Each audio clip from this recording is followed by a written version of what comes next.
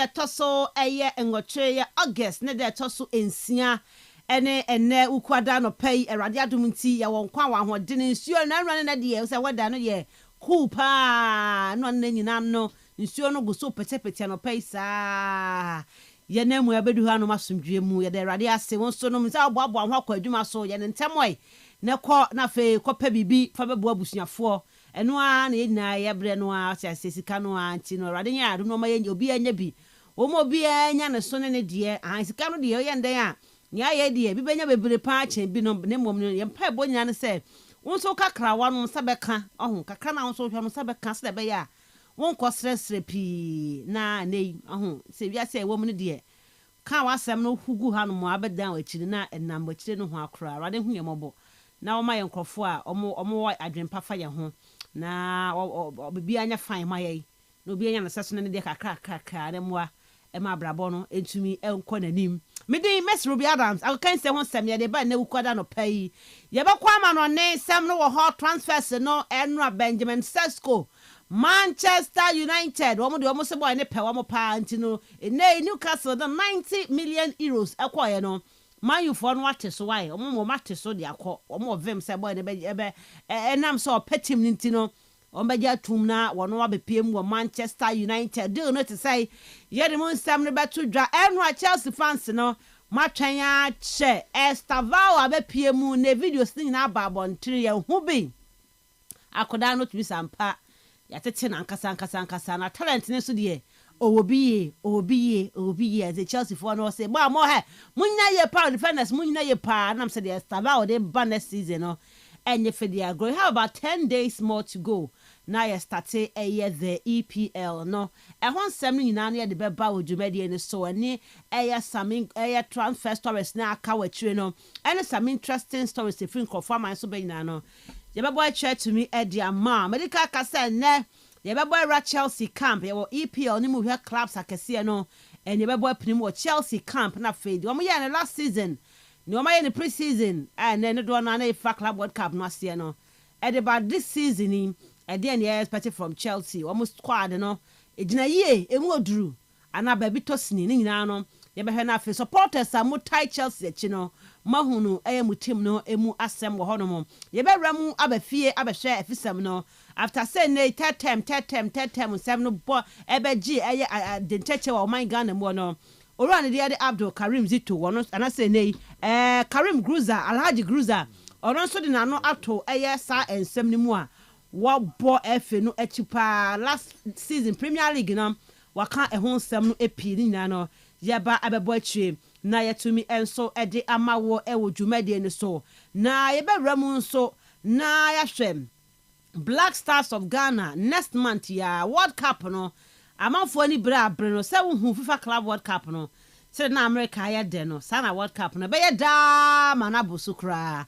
enti no Black Stars World Cup akwantuo no pay for the date ahodo no official date na de aba ni na behwe na ya ka ho asem ni bi enso ewo dwumadie ni so ye bewramu ewo locally transfers a eba so ni mu no na deals ahodo a clubs ni bi eye no so no yet to me aboitri etumi de manafe clubs ni pre-season no more year ahead of Ghana Premier League 2025-26 season no ede mun semi na so no etimi ede ababe somo this and many more fear every pebe baby modi hon komo etumi ede amount mama nya message on 0244 743 143 0244 743 143 for message no fa hobra making kan to me ede amount say WhatsApp message say text message no what the bar making kind on the show for you.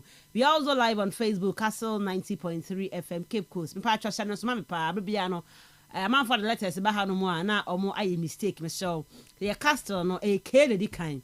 And the normal Kastle C no ye dey ni K. Aha, the same spellings na ba ye no K and the kind. K ye see na the K so won say KASTLE.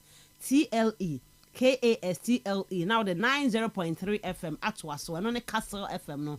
Oko Facebook a show near live or here be mama like na share for comment bre back in kindness no to me edi ama ya kwa ma na FFK some man saka no what to me abochi yam fast dano emfa ema boafo no pay wa ma shares na Robert Mensah Sports ya de ebro free sam make up him say no kono ebebo.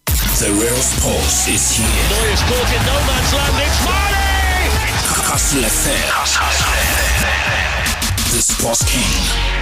Mamma can say nay, when this soy we say, won't dear ye, wo posa when ni, be yes, when in the soul.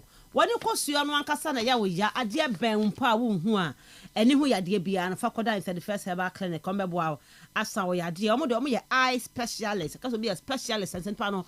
Wa kwadaro ade no mu no ani ade a wono awo ye enu ana wo ye enu no wa hyeda sen na da je ne mre se wode besua honya honimde enti ani hu yade nko a ani hu yade nko a eno mo hwe e wo 31st Herbal Clinic enti bra doctor ebe hwe ani hu yade bia de amam na omo man kesim school kesim wo mo na Ifa junction e de ani hwe okwa asim fosu krom omo ben Presby church no e na afa aguna so adu omo bypass nkubem ho no ma na oba eye Cape Coast no ma Kastle FM yedim hanum ya down hanum ya no ba obehu eye 31st Herbal Clinic wo hono ma doctor ebetumi aboa na afedi ha wo wani hu bia no ono so atumi aboa atumi asan wo yade bibia nya afre ahoman 0559 999543 0559 999543 wo fra doctor ebetumi age wo so few days to go.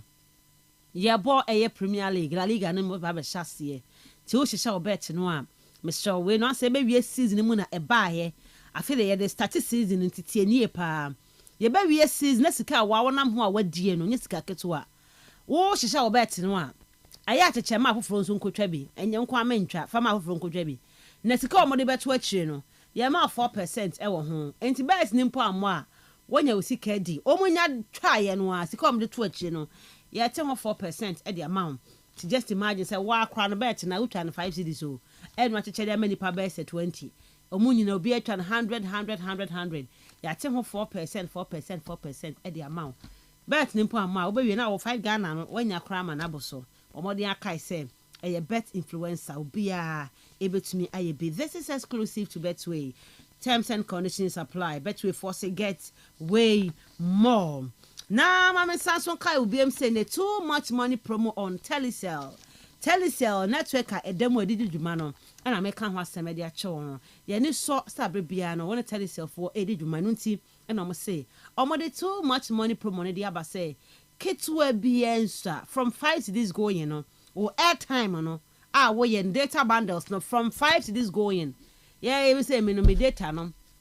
5 Ghana de me de day na de me ye kra no family acha 2 days na asa anti no what ya see anti no data no one of 5 to this go you know na ye be sika bebrebe de abrel 5 to this no one wo ye na airtime de of course 5 Ghana de to me ye nipsa 5 Ghana na ye ya for airtime no ti wo 5 Ghana na wo no wa ye no wo ba be nya sika no so po wo ho nti ne ya bi ne ya wato airtime 5 cities enen ko na wi ye no na ukra 100 cities o ukra 100 cities a wo di kofie enti bomade afa ho babusua no na watwene nko na wie na ukra 20,000 cedis 20,000 cedis o kofo a wo mudie no nya kwa waketo akra say over 2,000 people and omanya hana Ghana ni bi adie 20,000 nipa be say 23 and nya bi adie enti to a wo twene the grand prize na kasa ho 1.2 million in the shase say wo ye with data band 5 Ghana going 5 cities going wanya kwenya e get into the draw Telecel e connecting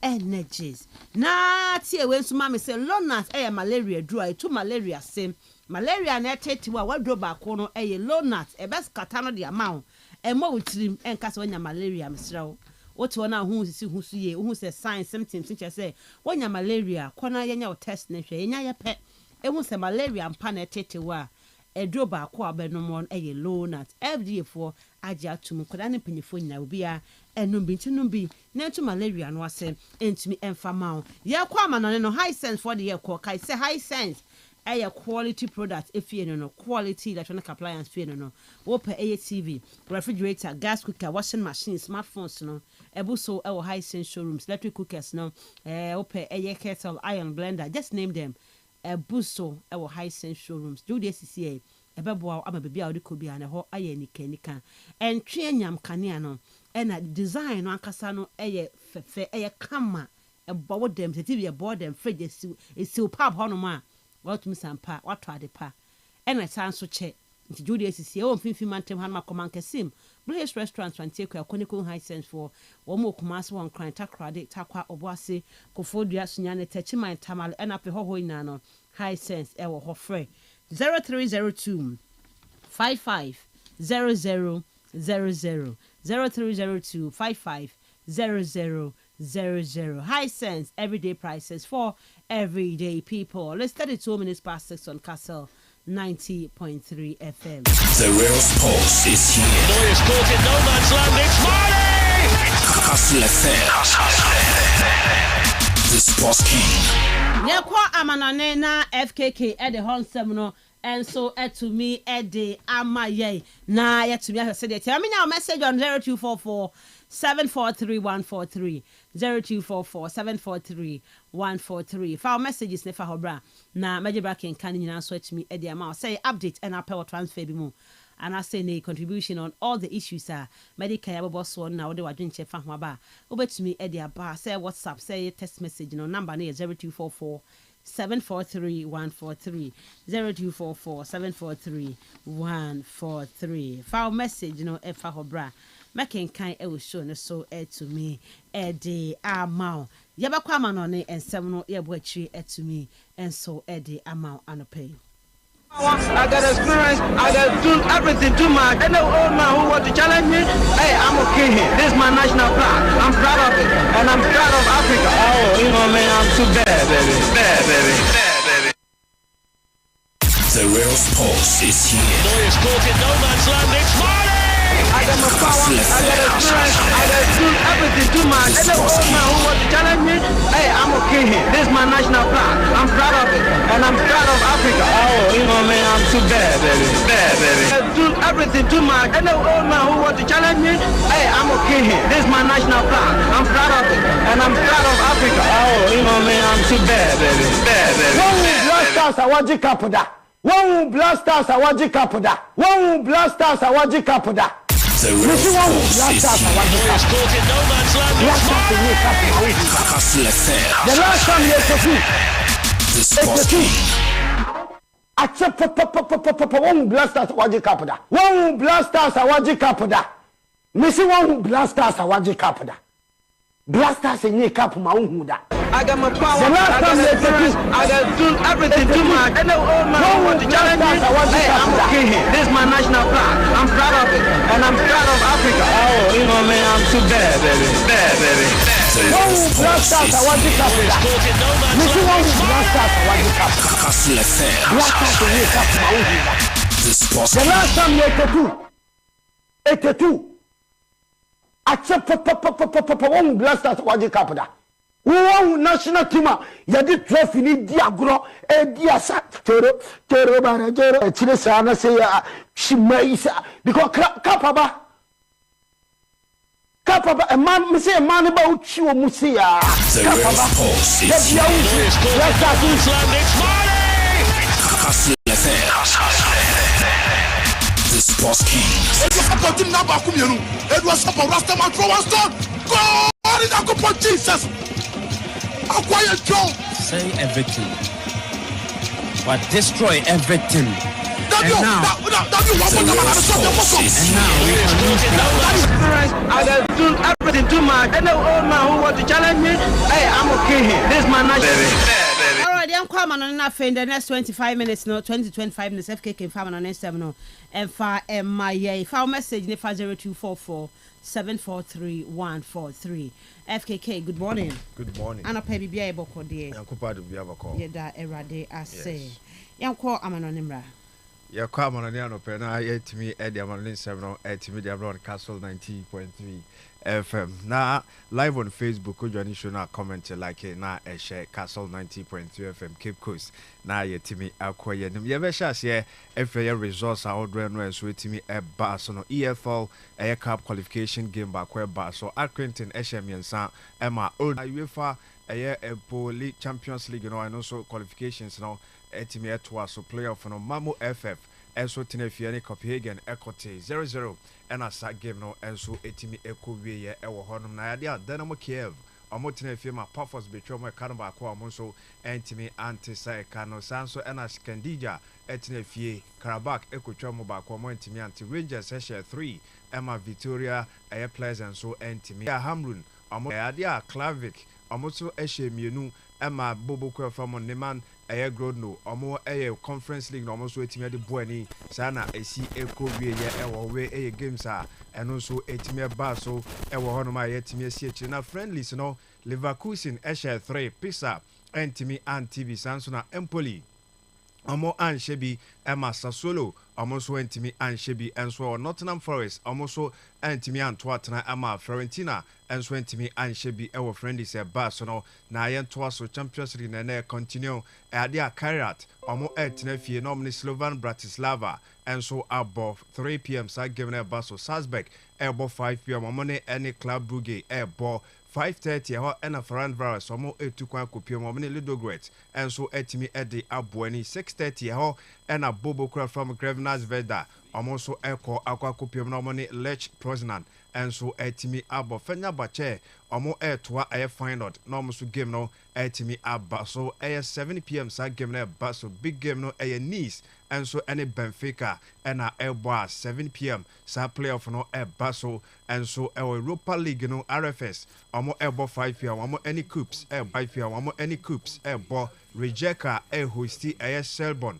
na ɔmo nso so ɛtimi abɔ 6:45 ɔmo game no ɛnso ɛbɛtimi aba so ɛwɔ hɔ no na club friendly no Lille ɛna ɔmo ɛbɔ Venezia 3 p.m. ɛba so Arsenal ɛne Villarreal ɛnso ɛbɔ ɛnso ɛwɔ hɔ nom wɛ ɛyɛ friendly game ɛno nso ɛtumi ɛba so Deportivo La Coruna ɔmo nso ɛne Real Oviedo ɛbɛbɔ saa nso na Aston Villa ɔmo nso so ɛne AS Roma from Italy ɛbɛbɔ Real Betis with Spain ɔmo ne Como from Italy ɛbɔ Real Valladolid ɛnso ɛbɛhosti Getafe wɛ ɔwɔ Spanish ɛyɛ Afed a ɛno nso so ɛba so ɛne ɔmo nso ɛtumi ɛde ɛbɛm nti Spaniard Afed no ɛno ɛbɛtumi aba saa game no ɛyɛ 7 p.m.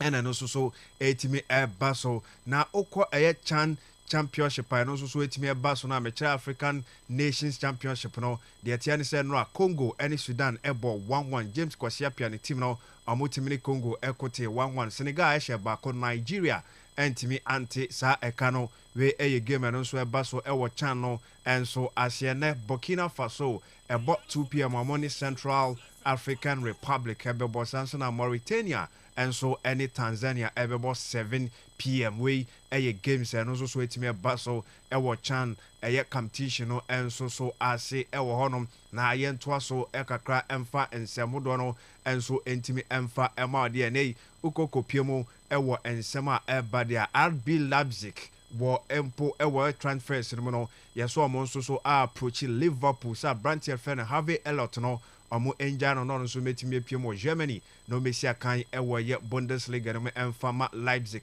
Bobo use Conde yɛso wanya approve the new contract abasa ɛde ɛma na ɛbɛn de June 2030 enti we ɛyɛ extension ɛkɔ ɛde ama use Conde right back Edema FC Barcelona Bobo Kono na brantier fɛ no Alejandro Garnacho nso no yɛse wanya approaches from Germany Italy sanso na Saudi Arabia hɔnom nyina no course every hɔ aba brantier ne say no ne clear anase na adwene nyina no ɛyɛ clear say ne ɔtena ase na afei wɔ Premier League na mu no Chelsea ɛna onya ɔno nso ɛbɛtimi akɔwei ɛyɛ nsɛm a ɛno nso so ɛfiri hɔnom ɛnso ɛtimi adeɛ ba Real Madrid fa no yɛso ɔmo ato ama ne Xabi Alonso sɛ ne squad no ɔmo hwɛ a ɛyɛ ma no nti ne ɔnkura mu na ɔmfa players no ɛhɔ na nso ɛntimi ɛnyɛ adwuma sanse quality no ɛwɔ squad no mu nti ɔnyiyim na afei ɔno nso so ɛmfa deɛ ɛyɛ best de ma no ɛmfa ɛmbɔ adwuma ɛma Madrid Bobo Kono ɛno ɛyɛ nsɛm kakra no nso so ɛfiri hɔ no ba yɛde bi ama ɛwɔ dwumadie no so yɛtoa so kakra na yɛtimi akɔ yɛ anim Estival wɔse ne Thiago Silva ɛka kyerɛ ne sɛ ɔntrust no ɔse trust me go to Chelsea ɛyɛ adeɛ a ɛno ɛyɛ nsɛm a ɔse Thiago Silva no former Chelsea defender na kachire nse onkosa nse Chelsea is a special club eno eye nsema okachire no se nei oba be pie mo Chelsea no hu se na Thiago Silva eye right e wo san nsem na ono nso so etimi kachire no ntia Stiva ono nso no nsem Christopher Nkuku yeso ono nso eye another player obetimi move on enso e free Chelsea football club no yesi both club any player no omo person omo party ways no omo come separate way ntia no and some said this month ya no possible move ebetimi abaso abdiama Christopher Nkuku no so and some free na so and so etimi ade ba na Villarreal yeso monti so dogo bi enu abe ewom se nra uruomo a Thomas Step Party ekopie mu ewo court na ne nsem no de tie eni se na branch so omo aman bail say ne conditional bail no mo ediama no de tie eni se branch no is not allowed to contact any of the women and man na omo yemiansa na omo involved with case na ba I involve Thomas Step Party no yesi eni so fa telephone na offer omo ba kokrampo so no omo edi nkomo yesi no de kan sanso and must notify police of any address changes into name in case so no say be a changes bi wo ba bi opeso de bibi ba hye ba bi opese bibi wo no ma yi free mu a changes bi opeso ye bia no so notify police no na afi omo so etimi eteki on na afi omo timi eto aso and so etimi de call must notify police of international traveling entiene Thomas Step Party so nya kopiem e Spain na Villarreal for G2 no sign contract na so peso tu kwan bia o se obo police for amane ansa na omo nso atimi amane kwan na wotu sa ekwan nti wa nipa oti asase so na wonde ho ni nyina no eye nei ade ye wa yasu ya no na de sansem na benti Thomas Step Party no nsem no sa na site na mom de wom ene se no kopie mo court no omo nso so agya mu eye bill as a conditions no eka ho sa branch no onde no ho bibi obebia no so obo asrafo na amane serebe ya omo nso so obetimi ene na twen komo na akonya nso aba na mu akonya ho se obetimi atoa so anso so adi ne dwuma abone ball aseye football player na no ena Villarreal for no assist to branch no omo abe accepting on as free agent no ma sign no na bibia konkan so etimi enfance Villarreal ukokopioma won supporters ni mu bi enso so protesting against the signing of Thomas Step Party eno nsem kakra free oba Gonzalo Garcia yesi wono so awini the race of number 9 shirt no intene enye Endrich ena ebehye ohwe abrantia friend Gonzalo Garcia call ye FIFA Club World Cup no performance no ekosro top scoring boot no na fire edisi na so intene Madrid for no yeso omo so etimi ediwe edi abona about number 9 jersey Brantia friend Kylian Mbappe jato no emfa no no so entimi enhye ewo honom na bibia enkonkan emfa emano ewo dwumadie no so yade sansem no enso etimi diama na AC Milan omo peso omo sane Brantia friend Alden Ejashari say ono so entimi mepie mu ewo na say we AC Milan bobu komisere ano mesia kan famom from a club Brugge we eya dia document no enaka so mbetimi asane yesi details ni bibia no omo etimi awia arrive at a point mu bedru sa branch rebekwa kwa ni medicals no so etimi asane document no until after long negotiations no the deal is in place between Milan and so any club Brugge for the midfielder and also Baba BPMO no a priority signing and as a target as Mensah account 39 million euros and no a package say the BC and so etimi alcohol one na yes final paper answer na branch and ebesane also more enya authorization from a Andon a year on to the former club and I say yet to be any former club Brugge no so etimi travel to Milan no akwa any medical NTNA Jashari ono a new player midfielder in Milan for and so ebe confirming ni dino and so etimi edi amaye sa ena san semno si ACL corner Mark Andre ter Stegen ono so any basa muguso a ekun we mpoko kopiema aye work ese between goalkeeper Abrantia friend Tesina ni say na Abrantia no fese kwan abasa for faso na afi on peso mu yine free team na nani engine so wepra Iprano na hyehyɛ no no mpɛsɛ obekɔ akɔyɛ surgery sanse no pɛsɛ still obe fight for any position basafo akɔ akɔtɔ yɛ one edi na ba still ɛyɛ wuroma surgery enso etimi atena sinti the pecking order no obeba be yɛ third choice goalkeeper no akɔ akɔyɛ ni surgery yɛse ni surgery no ɔkɔkɔyɛ no wama basa panyini bia ndi n'akyi wama ompo doctors no empo ndi n'akyi ɔno akɔyɛ ɛna ɔkɔyɛ ni specialist ɛna akɔyɛ ni surgery bi carvi no time amode man no mpo no mpɛsɛ obɛka kyerɛ team ni mpanifo ni nyina ne sɛ basafo ho a also mo a process na afọ mo hu sa branch no registration for this season no ombe yi no edi na frame say be ombenya space na omo so register new players omo asane omo sanso na academy players na bi ompeso mo push bi ba omo so atimi push na ba be kan senior team no mo branch friend Ter Stegen say enenya de a oma basafo imposa information no na said ebe omo so betimi ayo mo registration eno nsɛm a eno so efi hɔ no ba ne testagen oguso a ɛyɛ asɔden enso ɛwɔ no basafo no boafo no yie pa enso ɛwɔ no basafo no boafo no yie pa omo so ɛhwɛ kwan omo so betimi ɛde abrante no afa ne sɛ ne to Al Hilal yɛsɛ ɛnya de asade no empo betimi possible na mom no yɛsɛ possibility wasan sɛ sika ewom a Liverpool for ensa bekansa so na abrante no ne nsa betimi aka ɛnyɛ sika no kwan na mom yɛsɛ ɛnɛ ɛnya de options bia hyɛ da free ba bia ba asɛ empo ɛso ani ɛsanti wanhwe a na no etimi aboa ma Darwin Nunes akwa kopiem ɛwɔ Al Hilal ɛwɔ yɛ Saudi Pro League between 65 to 70 million euros.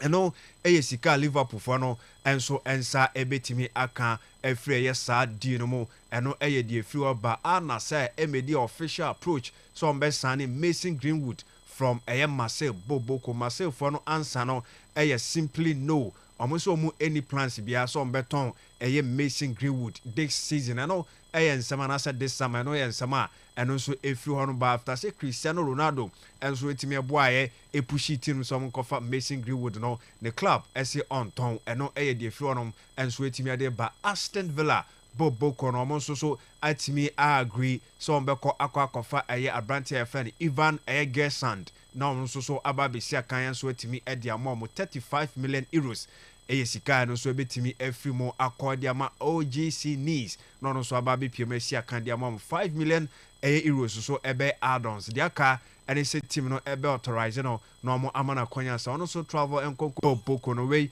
ensem kakra no so efri honom enso so etimi de eba de ma wona wuro mu a 74 million pounds 74 million pounds no sika Manchester United for ebede ye enso eti de koma RB Leipzig for striker Benjamin Sesko bid no akọ club no so on be accept na so mo accept na nsem bia enfiri ho emba na mom no ayade official bid no Manchester United e de akonyina so mo gidie sa branch no be favor mo over Newcastle and fonse Newcastle for sika no enso e wosoro e de chen Manchester United na mom no still reply bia na say respond bia enfiri both player enso any club ho enso entimi enko ene no ena United for so eguso a twen say ne sa all important corner enso ebetimi abasere be omo so ebetimi akwa ahead na omo akwa komeki sa bid na official na omo so edise sika na tuma akwa Benjamin Sesko okwa him Manchester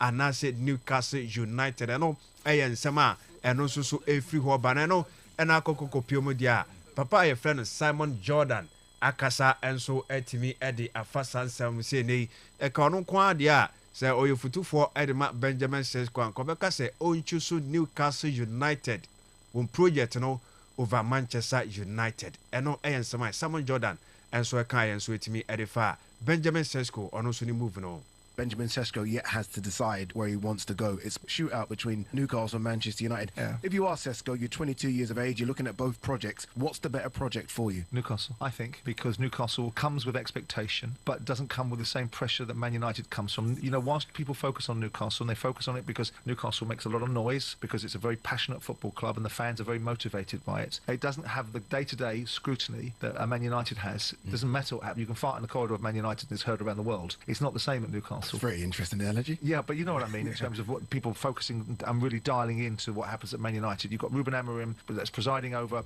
a 12-year decline of Manchester United and trying to, and Ocean Liners don't turn fast, he's trying to correct it, and I think he's making lots of missteps, but then we probably all would if we were in his shoes. Whereas Newcastle, despite the frustrations around ESIC, despite the frustrations of people perhaps using it as a stepping stone club, and they might not like to hear that, but it is a reality, I don't think you lose very much by going to Newcastle. You go there, you're playing on a side that's ambitious, but is a step below the radar. You go and perform at a high level, the opportunity comes again, and it might come at a different stage in Man United's evolution. If I'm a centre forward that can get past the notion that going up to the northeast of England isn't as appealing as going to Manchester, and by the way, Newcastle's a beautiful town, it's a brilliant town. So if I were in his shoes, if the economics of the deal were that I wasn't being compromised financially by going to Newcastle over Manchester United, I think it's a great move. I think Eddie Howe, is a brilliant manager. I had my reservations about him in the past. I've had conversations with Eddie. I like him very much, and I think he's done a brilliant job. And I think that the opportunity opportunity to go to Newcastle at this stage in Newcastle's evolution, and there's so many things afoot. We're going to talk about the transfer system perhaps being broken down. PSR's getting a buck coach and horses driven through it. Who knows what will happen in the next 12 months as to what Newcastle might be able to do, because we know that if Newcastle are let off the reins, there's no restrictions upon how much finances they can bring to bear if they choose to. So I would be looking at Newcastle rather than Man United.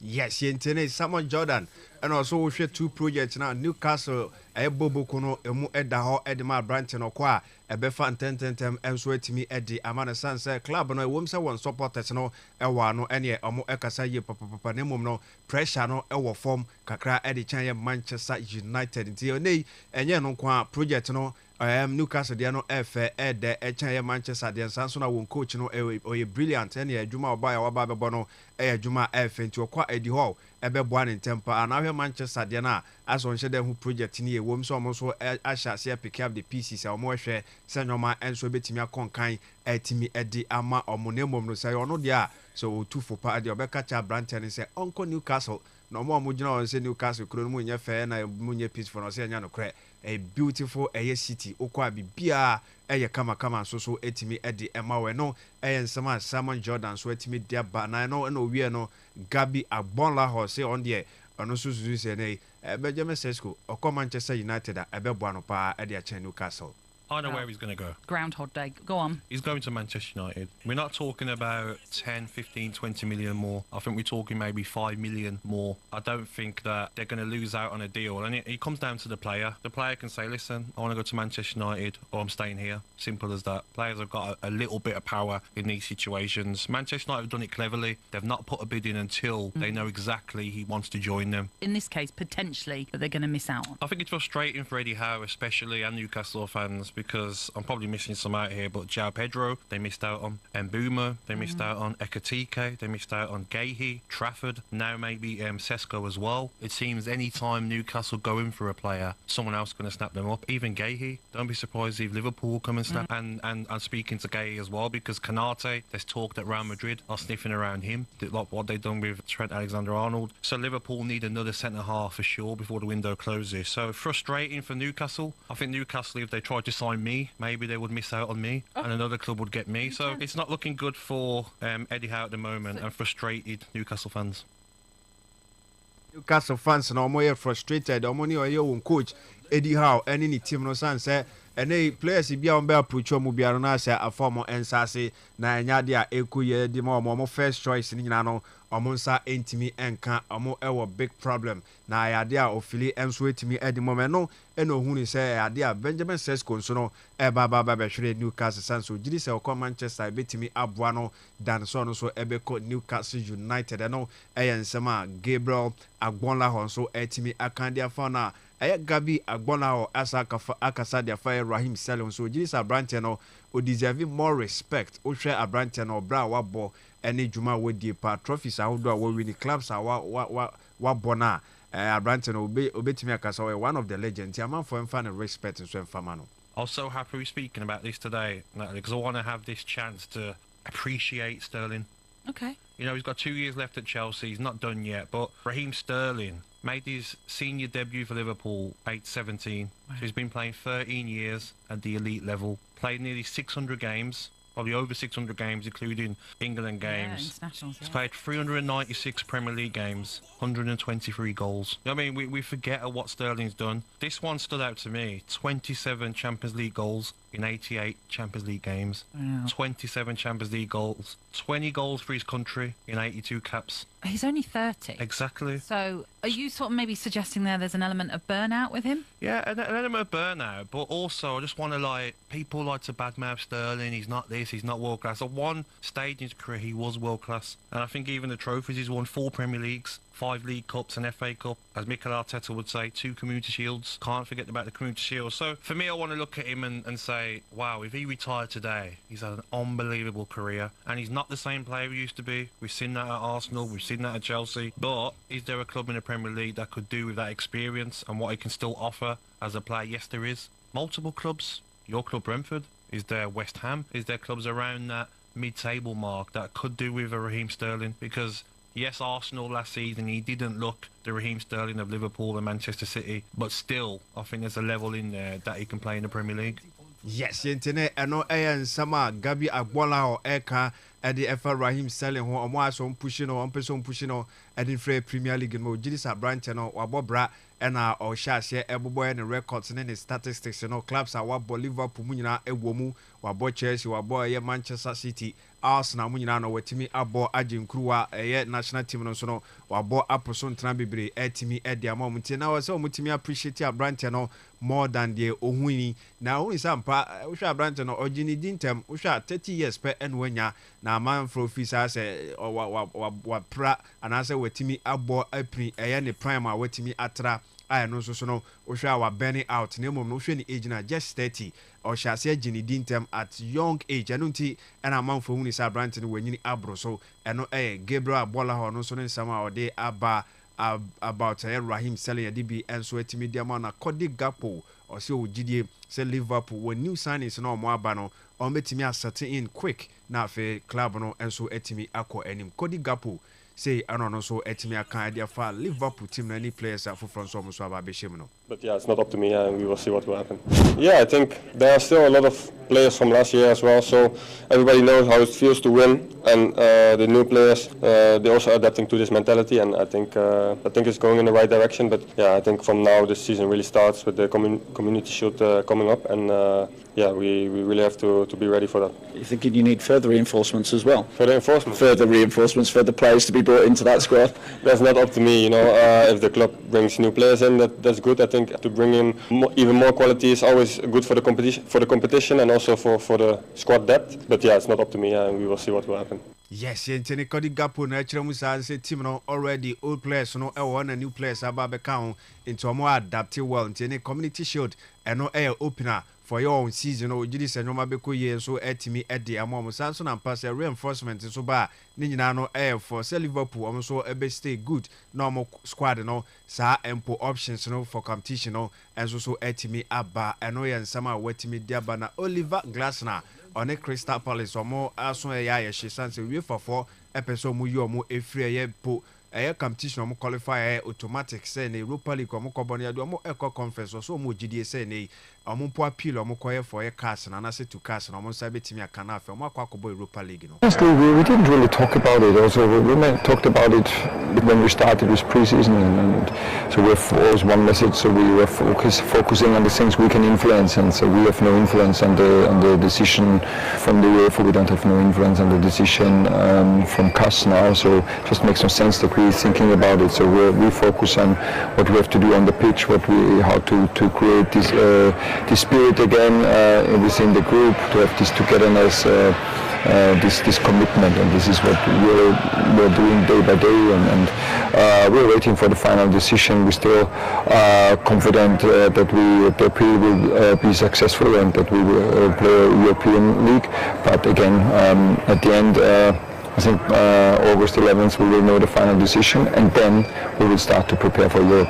Just losing the FA Cup final, we don't have to talk about Europe and don't have to talk about the Community Shield, but we wanted to win the final, we wanted to get the trophy for our fans, and we want to play Community Shield, we want to play European football. So and so I just see this is the reward for last season, so it's not the punishment, it's the reward. And if we see it like this, and we do see it like this, then I don't see any issues why we can't play a very successful season again.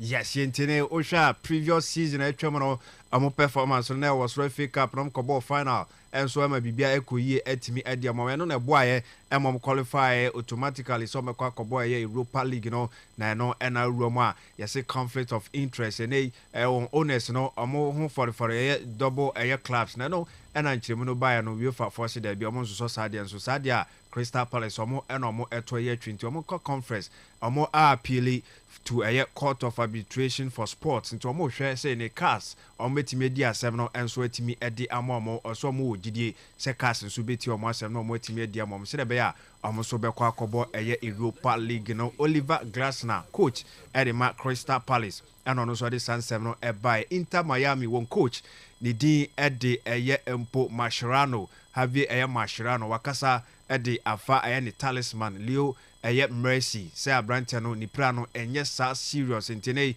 supporters no ene Mercy wonderful no omo enkom akoma ento omo yem sansa abrante ne nche on besa hu no ewo games mu enso etimi diama Inter Miami. Javier Mascherano ono ye coach edema Inter Miami ano no so edi sansem no so enchiremo etimi edi aba ne gina we so ne diama no ne sem no so etimi DS1 Kastle 90.3 FM.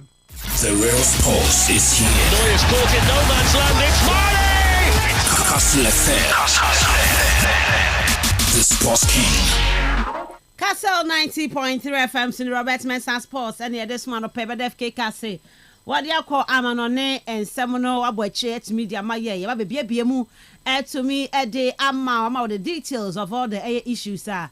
Wabobo so to me a day my yeah. Mamina message on 0244 743 143 0244 743 143. File message in the Fahobra making kind to me a day ama. Mama read this out of your messages na fe.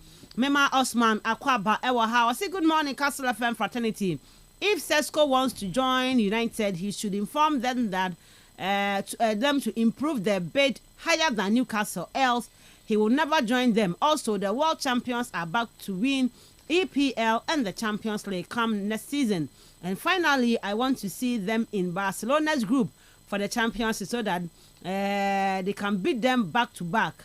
Okay, Mr. Chicks, Eddie, I don't know. Champions League draw no me says na no me beka ho asem anya easy Spain for no akase no mu anti no. I don't really see Garnacho to Chelsea as an ideal signing, but who knows what the future holds. Chelsea will dominate football with this number of reasonable signings, so let's expect nothing but the best from the club. This is Ima from P-Town Pedunono and I would way Eddie Abano and I'll say I'm chapters from Bantama. And please, black staff should stay home. They shouldn't go and waste money because we need jobs in our country. Okay, and yeah, chapters and not the way.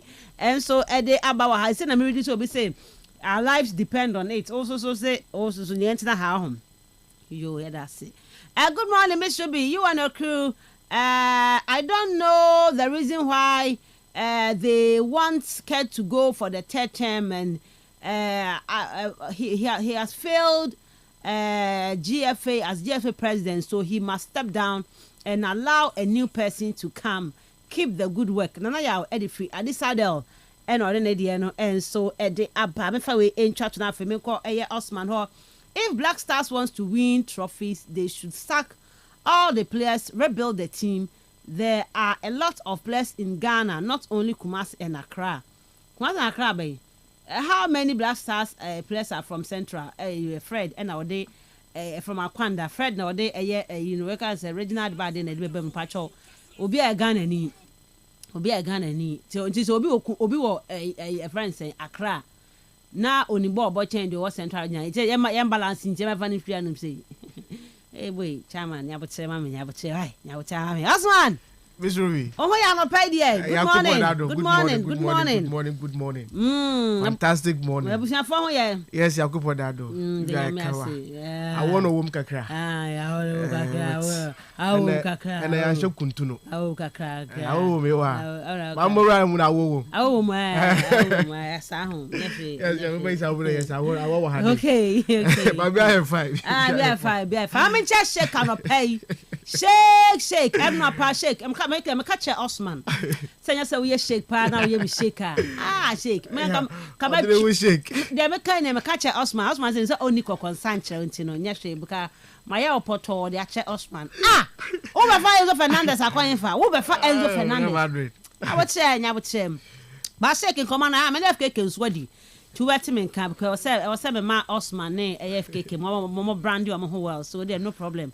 Ebedi hu dwuma me just kaka kra om ho a ebe kan shake nti no ebedi nkoma no pai ewo eye dwuma de ne so mete a metwa say Chelsea ni page ball na yetwa go no agba we de me kwa me refi na no me for Praga bi right down Chelsea trophy ayi wo de bone car ne ho fa club world cup ina ana ka me kai say maybe by the G 2021 Champions League no pe me kwa ye be ball me dem kama Chelsea kai Harvard akon fa so a wo yi ball ne de fa Ederson so no na bɔ me dem ho enti no say we no maka me o say me koye no kakaka me de bɔ me dem ho no kama na ye fine baby na de bend baby na wa ba o che be start league no dem ba football fans so chi be no won wie for pa ya ma won ya be start season and the end ya be to bo kodo wo ho no ya bo first two games na draw bad there ho de o be che say assembly pa hwe e ko bo first two games ko bo draw Maresca ka de be ye no Ghana ha no say ni abrochi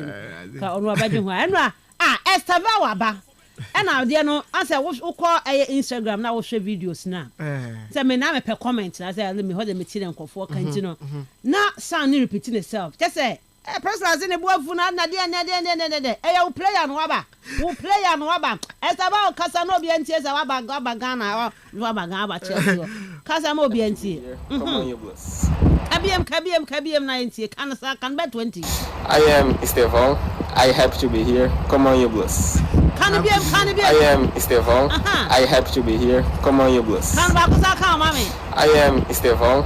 I happy to be here. Come on, you bless. Come on, you blues. Now, as a player. Who player now? I have to be here. Come on, blues. Never pay a softball. And never pay a goalkeeper. Okay. And asa anse da nya yi ano de be da na o ye sofo okay papa priji kama pa ne ma me so urban education mu a education ho no so wanti no na dia wonim nyina ne ma me ana na or small sister so ho no ma or small sister nti o kwa sori o tonwom odi adanse asori de on fa sori nya hwe o ya sori me sure Catholic majedi I South America for Catholicism na no wozi nti ye nipa na ba obedu akwaba amanfo nwane amanfo defenders munwane ebedi no komo no pe ebedi no komo ko amanfo bedwane amanfo mu se ni akwa na waba no onye small boys yes me nyare mo say aye de akoto akra osa so de osa bat so say 19 o say ba bo no obo no ejawo ne name ejawo ne srem say wo hwe Chelsea ne Palmeiras of bolo de share Chelsea na nti na mo hwe yi festival mo hwe yi na wo ma mo de o mani asi Man U ho no na medwen ho ya na menti ase nas na fo nso so amon mo mani asi Man U fo hu abase me am say friend say say mo ni pay abai strikers ya hunu preseason mu bia ya hunu 40 minutes almost in the first game na baba hat-trick na first game say Man U say until onana fa ne hu kosie na de mo ye munya abotre so na no we pra almost munya abotre abase me see na Man U almost Man U to beat Arsenal us near 40,000 billion Man U to beat Arsenal no odds na wo fika sie mu no 43 billion enti se wo gidi a fa to Man U ati se first game no wo the Arsenal ti beka form ana ansi first game no ansi emrenudo he fa wa emrenudo ona wo share no Man U for mo metamachi. Good morning, Miss Ruby. Has Eze landed in Arsenal, or the number 10 jersey will be idle next season? Man, Orlando, home. Osman, where did you sleep yesterday? Hey, Osman, Calipo nebusasas. Now Calipo shinsi. O Calipo never na woda. Calipo ran ko mo yin fa. Ana also mo hode. O Calipo da. Oh, Calipo. O Calipo ro ho ba no pay. Good morning, madam. I'm Joseph Hernandez from Indum. And I said school honor what can was me and I don't know. Okay, yeah, I want update from Dreams FC. Black Stars should forget about World Cup. Greetings to alumni teachers. Okay, I don't know. May that say please. That's Indom University. All right, yeah, sure. And what's an American? I knew that's anyone can. And what's 7? Mama also message on 0244 743 143. 0244 743 143. Yanni Komaka Krabby, Chelsea. And I'm seeing come what some this morning. That was the EPL Nimu. The Huno last season, the Huno summer Imu and the Babette share a next season in 10 days starting. The real sports is here. Neuer's caught in no man's land. It's Marley! Kastle FM. The Sports King. Okay, Yanni Komai, our Chelsea, and share last season. Not Chelsea, Dimu ye, papa, we told Senka Chelsea by the league, you know. A Homuana, coach, you almost or therefore Sakura, or buy and or say, mono there be muntumi nye cap no there be obeka na nkofo twa ball no afiri ho and I Chelsea says you lose games bia na so ani kra ba ye ba wie no and I can be a be mu a Chelsea etumi toss so fourth e league table no so as we saw Chelsea summer no pre-season they kweno USA e fa Club World Cup no say I got 2 games Chelsea be on Friday ne another one other day na for day pre-season no 2 games bia kan ho akwakugo so Chelsea we saw them and na man crofo vim the Chelsea for who fa Club World Cup na then one just for vim o and one vim no se pia jimi essential no and na am vim no ana ne dia na ma hu Chelsea team no ho a the vim bia vim na bagirigiri Houseman yeah Miss Ruby yeah move to Chelsea camp and I pay well my ndasi bio na enchichete for na o existing protocols musumi jina dubi na we are streaming live on Facebook into one able to never show ni bi na ahwe eba like page no na share wo ne o baby no so nya bi na onhwe na mo comment no so brand to search box no Kastle 90.3 Cape Coast channel so that Kastle no start with K ebo shemba na follow page no ya kama Ruby Chelsea in the upcoming season preparation Chelsea the hope the desire for Chelsea to come back to its glory days or some away in the FIFA Club World Cup and our Chelsea that my expectations and you cannot falter the supporters now. We feel the Chelsea is back that is one thing that is so clear. Last season Enzo Maresca or Chelsea for one head coach said be sent about the Premier League now the comment they wanted to make top 4 and that was the achievement and that the achievable sir or this in the podok no sound so on win the trophy not from both team and to say the competitions are competing with last season it was 4 no my the highly competitive ones probably about kind domestic competitions that is the Premier League, the FA Cup, the Carabao Cup but the Conference League on any day we be me sure that point na hade as baby bet about ho there Chelsea had the Conference League another one the Conference League or you be or yes strong ko ho because or your trophy in fact clubs na wo bono for match day 1 na when the Chelsea level final yes of course in fact Chelsea was 1 second for the team and the boy but the Club World Cup no but Chelsea a new sense of belief there next season will be better. Ruby, right from the end of last season up to the Club World Cup Chelsea bought 17 matches we losing them 2 pay. Wow. Yes, 17 matches we losing them 2 pay. Club World Cup it was just 1 game against Flamengo. One thing about this Chelsea team is about the mentality. I quite was see what for that in some of this not here was you rub in the games of honor. So the last time I can't send me there. So Chelsea coming season way if they can do something better in the Premier League now. It's about the same mentality what you call PH game and I'm expected there Chelsea what about room or honor. But unfortunately it cannot be the same mentality there called final game City Ebenya Liverpool Ebenya but they share the likes of West Ham United Brentford Munazina the players who feel that they are above this place into about to now relax to one now about one game and that is something that will be the mentality of coaching to me shaping here trust me the boys will be there yes nankasa. And that is where for me I feel that for everything to perform very well next season it depends on the squad that was it by Yejuma the coach in Nankasa and the expectation now coaches about going into the season expectations are very high for the coach because now Chelsea is the world champion into next season about the Chelsea just here 5th one what the crest now but the world champions into team be able Chelsea that particular team or your underdog Chelsea the favorite. World champions, you understand? It's a question world champion, but go above yourself to beat them, to also make a statement. That is one thing very clear. The coach, obey Ninyamaye. Now, what has the coach done different? If you all go into the season, obey to no obey as your honor. Ruby, after reading the Club World Cup, Chelsea has a team. What's not one squad in him?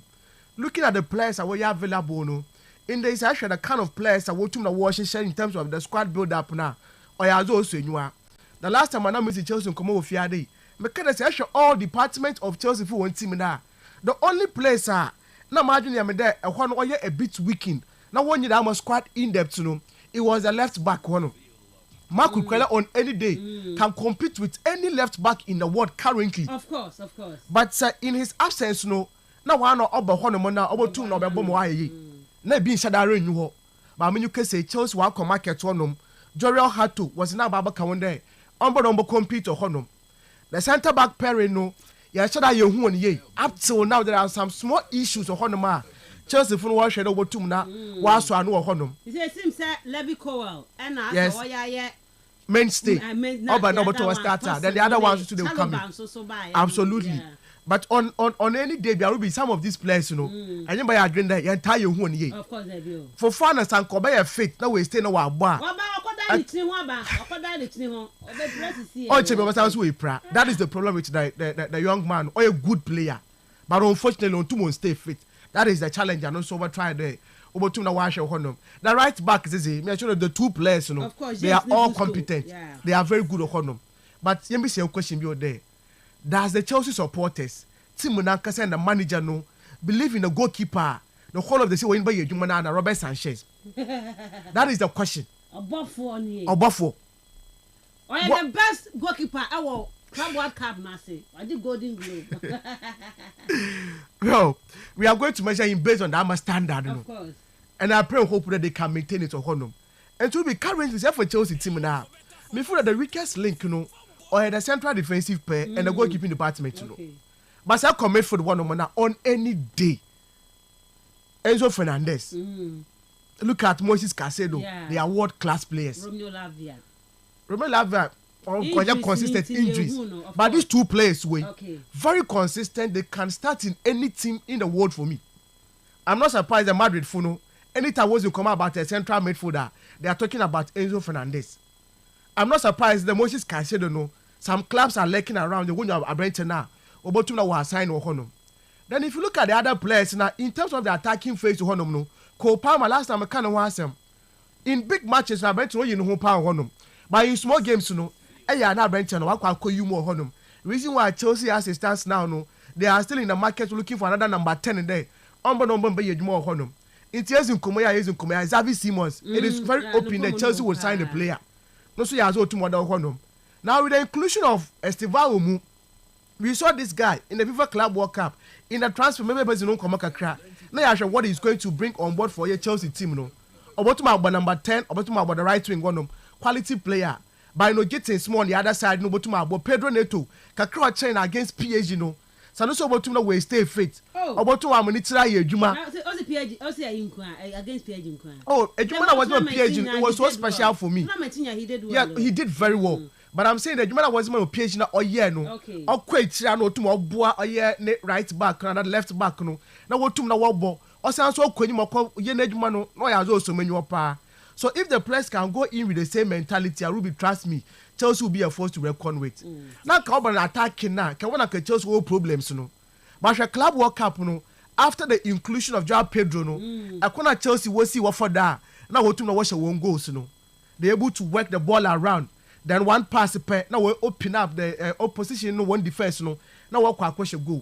It's a job. Pedro no will be a mainstay when it comes to the strikers now. Chelsea when you buy your next season. No. In his absence, no. A certain the lap no was the one that shut down so many. But will be a collective effort. It's in some games, you know. Say Pedro to my goals now. You expecting that also feature, but no. Or what to know so to be a crowd about Honum. In fact, an English born. So what are you expecting? When I'm supporting from Chelsea supporters, you know, club and Ankasa also two knows back and one of our Kwako Yumano. But over here in the collectively, no, Ruby, the mentality, the expectation, for me, that is the issue. To be very honest, Chelsea will get into the Champions League, you know, will do very well. But the Premier League, you know, so when you're careful, I'm sure I'm for one. This time I'm going to probably build a squad will be good enough for there. In all the competitions, you know, they are going to be there. And for me, I feel that Chelsea next season, you know, they will be better. You go Chelsea last season, you want to undulating. Yes, I you want to on and off them, you know. But this time around, no, Chelsea is going to be there. Would make sure that from all angles in that every game, piano, over to now go in so strongly. Now that my results now go be here, no, we two now was a Yuma. So I'm looking at Enzo Maresca. Okay. How about no home was in the tactics, you know, from every game, be an crack. Sometimes you may not get the results, you know. But fielding the right players, no way to know what Yuma. Next season, top 3. Okay. I won't be surprised. Okay. About your top 10, not Chelsea or okay. But I won't tip Chelsea to win the league. All right, okay. Top 3 they will be there. Chelsea will be there. But to win the league, no, I won't tip Chelsea. May I say, Nyami Adwa next week, and I be top 4, top 5 in the Premier League, you know. But Chelsea on tip to win the league, but top 3 Chelsea should be there. Miss Ruby, now you are talking as a proper Chelsea fan, and because of that, we will not send you on loan anymore. Nobody Freddie Saddle Estate. Okay. Good morning, Miss Ruby. Kindly update me on Angelo Stella to Real Madrid. And has Mostantuano arrived at Madrid? Yes, about Madrid. Me can Saturday no. Now between Enrique and Estaval, who is better? Hey, okay, all right. Now, no, one better. Okay, so me come the idea. I bet my comedy. It's over there to me, the end. Then, Osman, bet my Canadian man. Osman, oh, the one better. FIFA Club World Cup. Says about Kastle. Esteval. So on sense that on say about her starts no about the start in February. Start no so we are feeling about Europe. Of course, not on the top notch. But currently the Pobia no stocks was Estival and no be bonus. But feeling about Europe. Or ball ban ball man I know Peter ball na one there a lot goes in. I mean, but Enrique so free Brazil Haban we saw him absolutely says it's a cool man. It is all we be one season because Enrique you can't judge Enrique based on Madrid games here on your beam. So baby when Enrique was coming from South America no and when a friend say Estava was so bad why na impact on various saying so maybe you can okay, acquire Madrid for about 60,000 people to come and watch. Madrid is always Madrid. Okay, maybe. Okay, I know you're Osman. I didn't know. Let's tell the truth to Chelsea fans that playing one final game is different from playing 30 and more games for one trophy. So they should relax. Why? You guys are comparing Club World Cup to EPL. Pachobian compare Bibi Hanum say and Chelsea for no. Okay, you are not Chelsea for no. Only Chelsea for no. Compare Club World Cup to EPL no. Hey, relax so cause we've seen some before. Even top 4 crowd they won't get this season. You are loud and clear at Abra after 6 inside Master Mahmood Fashion Center. Kobe Dumpels and not Chelsea for no. Relax because Chelsea vim now based on. Okay, maybe I don't know. Okay, Nkunku was far better than Sesko at Leipzig. And he has done nothing in the EPL. And moreover, Sesko is not even better than Zexay. Hey, sir. So I prefer Watkins, who is a proven one.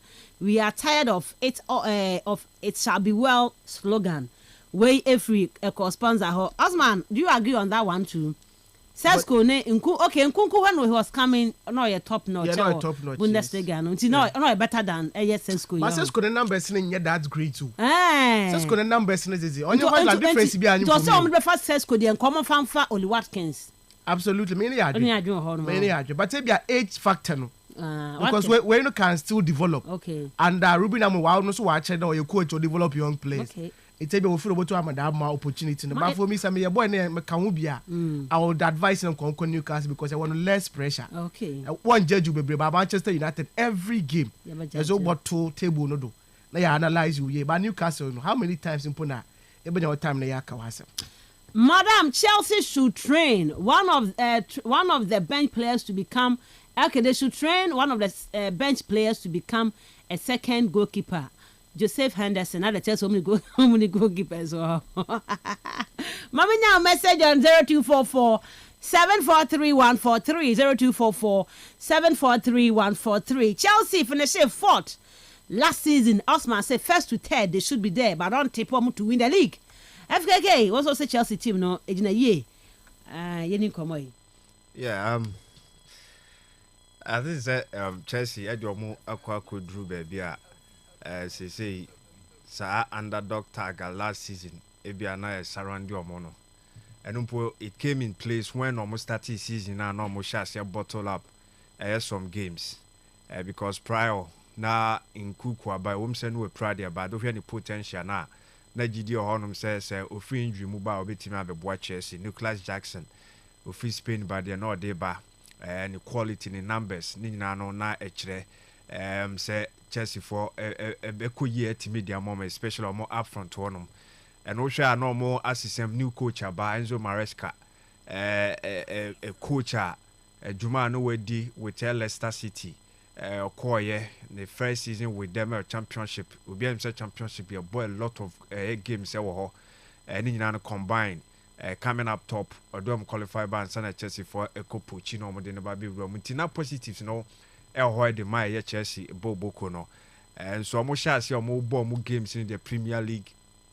Etiko Kakra players in be form at the player injury, Ebabi Shemo, Rhys James, largely most part of last season, and Shedan Kuyam Farman in terms of say, ultimate journey failure injury more. And then I didn't say fast forward. Chelsea for me Jumano kakra through a coach. No I will sign same be the two jam will be at here. That is one factor at Timia Buano. And that factor no this season beam and me sure so no pobe Timia can be where or Shasia or Ka say Chelsea are not going in some be fighting for a year that is the Premier League, you know. Amo enkonko fighting for ana so mo combat. That's a second or third. No, I am my also no nya de okọ. In fact, can before the season impo. Obusa ni bia no can say Chelsea are not favorite. Some be we need the Premier League, you know. And almost Shasia na ekoyi amam for Shasia. I think say Drew baby. Now they were fighting for it. Second. And yes, so many Liverpool. Much na we no so grab na munya di impo. No more con. And amam for Shasia e can say Chelsea will be there. So more we need at least top 4 there. And now more any more position or more them. As now Aston Villa so no more fighting. I think say Newcastle so more strongly within. Nottingham Forest for by and Arsenal for and more Liverpool for and more. But Chelsea for Chelsea so more tishe. And so reality no by say now fighting for the Premier League. Yes now coach no cannot cry keke. But Chelsea squad na Ankasano. Actually say ampa omo ye young and talented energy no hono but inexperienced kakra in some games, you know, na a coach, you know, and any playing body, you know, injury so baba be setting medical can with James there no homo ye a form dip Kopama 18 games drought no to me she go omo best player Obekan before the season baba shas here and so ni nyina no ya de a coach I think say sanyo many nyina no eboy the coach or cast yi sa pressure no e dey free team no so on timi enje trophy meanwhile no nim dey no ye eno hwa sa no kra no edadi when na obo conference league na onya the luxury e make rotations and say no oba be champions are rotations are no your conference league no on timi enye because champions league game bia obebu bia no eye grade A very high. And so any player bia na den betimi akwa enti saade no so enti so do si managing the squad no any players bi won mo team manage omo mo team chess games ni boy EFL FA Cup then eba Premier League then Conference League, you know.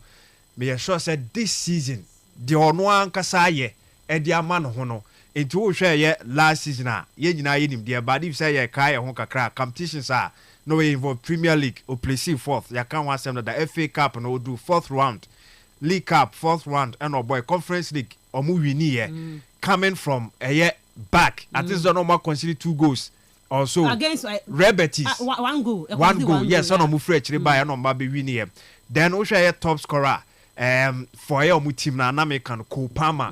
Umpo no 15 goals no babe share. Umpo wabrana obekase season na no man share dan kuyen farmer no. 15 goals and I was share as a top scorer from the club. And who shared this time around now? Liam Delap, Abba Bishim Wenim Honum, Jao Pedro Abba, and now no Ankasana Brand here. I think so. I rejuvenated. That is Pedro Neto. Yes, the form no. Honum so any and also Nyon Kwa Enzo Fernandez, any Moses Caicedo, almost so form no dipped, but season no bend, you know. I'm pick up. In fact, Kesipano koyi ni wodi FIFA Club World Cup na say. And no share chironom so a player ba ko no mo hwe no wo defensive setup no won goalkeeper Sanchez. Edu people na almost Chelsea kwan ton no. So on ton mpo onko fo obi a obey starter now aye goalkeeper no enkoye the backup enfama no but no so kwachira of FIFA Club World Cup na say making saves upon saves, making sure say Chelsea for betimi win sa trophy no. I feel say wo keka we nyina boom na wo hwe eye Chelsea performance edru maybe na man for counting on them. Now for buy we need 2 trophies. Ni nyina ndi si omo na so omo position in the Premier League eventually omo timi ewuro mo the top 4 no. Ene nyoma hodo omo aye dia kan o adapts omo aye players bi mu form omo pick up no dia Chelsea for conversation around them no. I think they say there about the likes of Liverpool, the likes of Man City, the likes of Arsenal. Intiene sa 4 teams here maboy. Chelsea for Ababeka. Omumu bia betimi age the Premier League, you know, which I think say Chelsea so fit up for them. Fit up for them, and for me they will fight for the Premier League. All right, me that say FKK. FKK I'm confused. Confuse me. Brad Kobe, I want updates on PSG transfer. Okay, yeah, transfers. So Brad Kobe, yeah, so I say hi, Miss Ruby. Say Dreams FC Impo can score those team Barca score them, so it's not anything be a Starboy any freeman pass them and already about Dreams FC. Good morning, Miss Ruby. Kindly take this for me.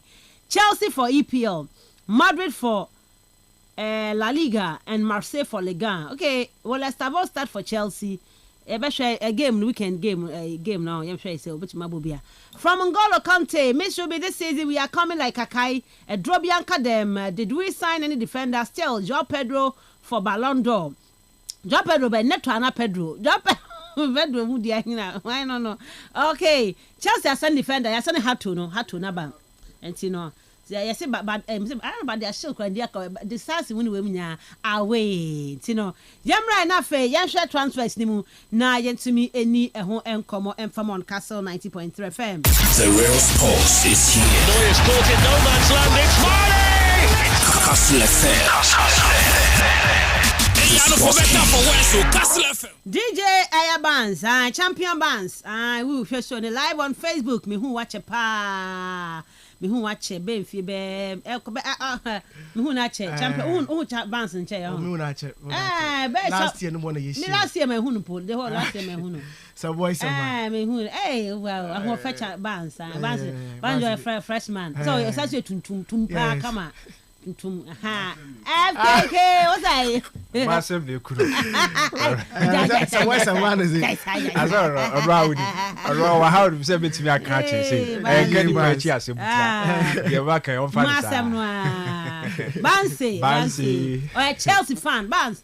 Me from Yakoto, a Chelsea Jesse Snibbing. A cool guy. Very friend, brother. Oh, brother, Charlie, you peer, but no. Now you know what's wrong. You have the capacity to be present with them. All right.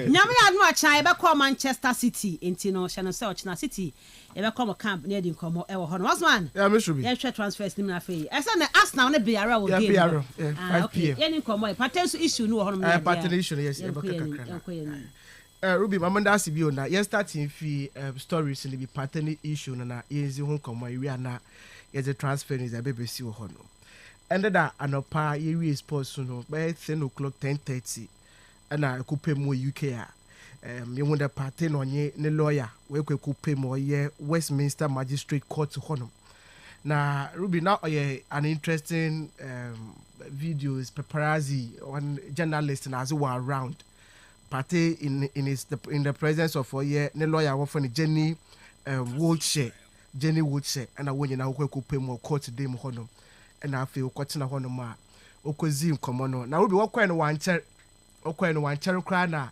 yet that branch and one man ye conditional bail the ontum na kwanda nkonkozi no djuma na court ni here na obasa so we invite na wa ba na Ruby before partner some mama ba court ni nyina no na oye rumors over town in fact charges na wa ba na officially no yenhu the charges potia was a boy Thomas Step party in the wasn't kwekojina court until they nyatetere some 5 counts of rape bi na no mun sensem bebre na ndina kwekwatina foma prosecutors no wotum na wobo ebonsam de no na ochede oye 6 counts of charges na was a boy Thomas Step party wo hono Now count 1 no another charge 1 no was the anal rape of a year complainant 1 between April 2021 and May 2021 during consensual vaginal sexual intercourse. It's not that count 1 no or yaza or see between April 2021 and May 2021. Wabra pattern on yedama accreditation when you are waji to there in Penifue Bena or there or Cosape war.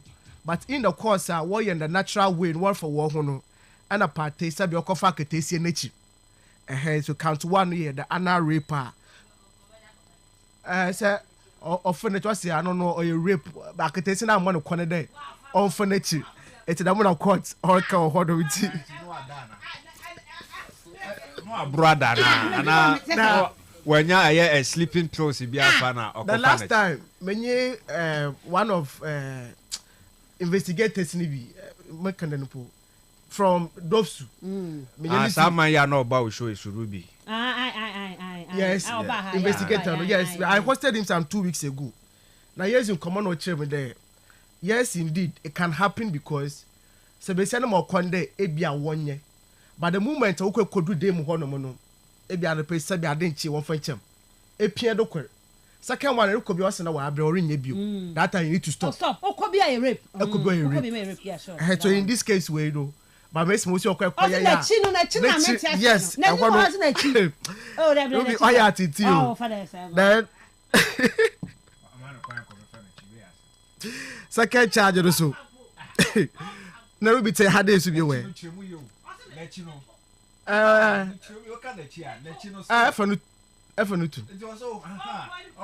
Okay. That second charge also.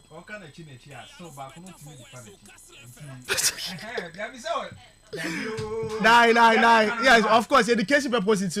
Yes, say. Anus wa hanum say. Yes. Ebi obi so nyima anus nti no tell you tell me. Boy. Na Ruby second charge the same person I say the period between April 2021 and June 2021 the same pattern we confirm to Nibu. The same person the same person. Oh, onye na first one no. Count na me check man. Of also repeat. Them architects do kwa bio. Na third charge no so and also say no so or vaginal rape of complainant 2 in December 2021 reported to the police in February 2025. It's Assembly C 2021 December 2025. Say Ebakaya at the time of attending case no police from Konde awubia abentin why obibia why your boni bi no also by number reports. So the reason why I pokuno kwedo and the engine tum so there crime has no expiry. It's according to Besia no so that time and so also kwewo hodo. So that is the charge 3 no. Then charge 4. No so second complainant and also report 2025 no. Also in the year February 2022 participants so far sabi nutuni bio. No so akatesi no so ni and your charge or your 4 no. Then charge 5 no.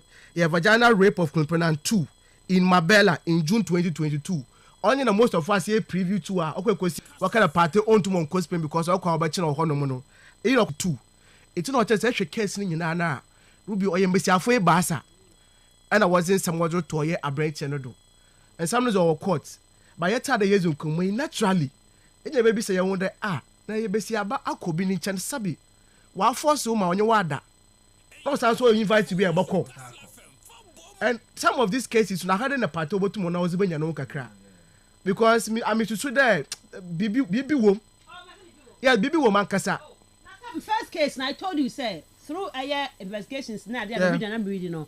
So the first lady no. Yes. That Moroccan lady no. Yeah. About a party percent concord than in the dimpo Yakubu. No ko worry about no. Only call out for some time. And the Koba say into a revenge. Pate an worry no. Of course Morocco near we all saw the pictures near. They don't call who's that lady no. Yeah. Into the meme our friends now. Try said they would do this. And one or come who can say be a brand to offer one thing. No, so you could be a court no support about quadrin. It was not now, but I'm just praying and hoping there. Abrante ne lawyer no ojina ma Benjamin Mendy I want some confidence kakra ma me no yes I know ojima Benjamin Mendy a otum no win the case no and in fact what can say nya wo wie no oya azan da bail conditions no be na the PFK we si do ho no na oya interesting what's a party da mo be afa ba asa no me mo mfofo ne fro bia ho no and no so oya okra was it to Abrante no so was be yedwuma and our face what's in the source send address bia no so to notify police for no na when you case a party since you are not in England bi o ko Spain it's about notify police for na we England there Spain or kono address we ade no kwa akotena na house number ni the street no wo bibia no so that o chebi wo hwehwe na wo kwa pa wo tum na we hu bibia owo international travels so what's onya mo or to come from one country to another o to tum na onyin form or police for no but baby o hia pa nye there nyame ya adoma court betina form bio next month September on your old Bailey court no one over telephone and they watch Abrante there the next court no o make appearance my mom man no yankote mba na kaso ombra no be defending no ho and I want na bia as a player no obotum na wa affect the career kakra because e bia e wo court session a entum nko training crucial game of September so Black Stars game no some maka yes Black Stars so these are the issues but the VRL for no Ruby for me oyedin pa there what tum na was them contract was them party and in fact my boy wan abado supporters now started with Kastle yes but omeyen tum there you are innocent until proven guilty of course that is the principle of law charge na was that Abrante way court in pronounce on there or you're guilty of the charges now was that no so I was into be more jump gun no na Abrante no work there sabi or you rapist wo put wo gunanyi ma sedam it's in full of all your Spain. Na VRL supporters in me was sorry there. The son of Thomas the Pateno one jintum. But last time I came had there at the level of Abubo we do know what Arsenal honor he suffered that shame. Almost every game he be honest, especially against Tottenham Hotspur. Now Ojiboli be Abrante na plan waste for that wo no nye easy. But still no to community me there. Born ma shego wo honor. And tin the functioning me be there. On your environment easy. But one thing for me, I better take it. I'm a good decision. I'm any adjoining there. Spain one no. Say you Ghana if you want to ma.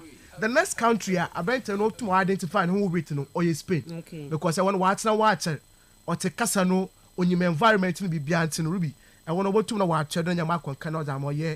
Thomas the patent to know.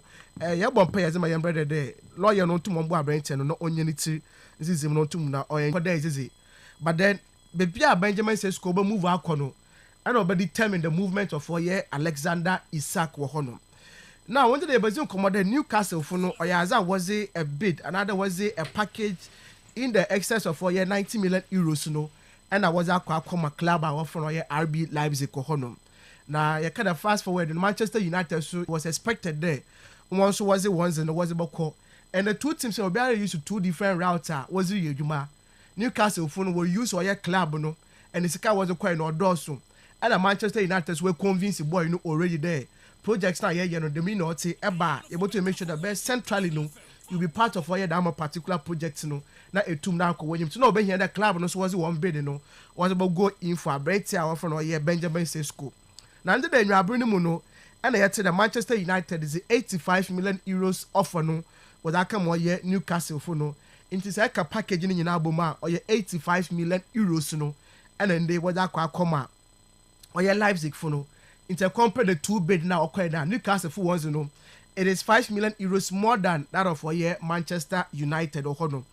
But as it stands now no club our friend or Leipzig won't communicate from any of the two clubs in there.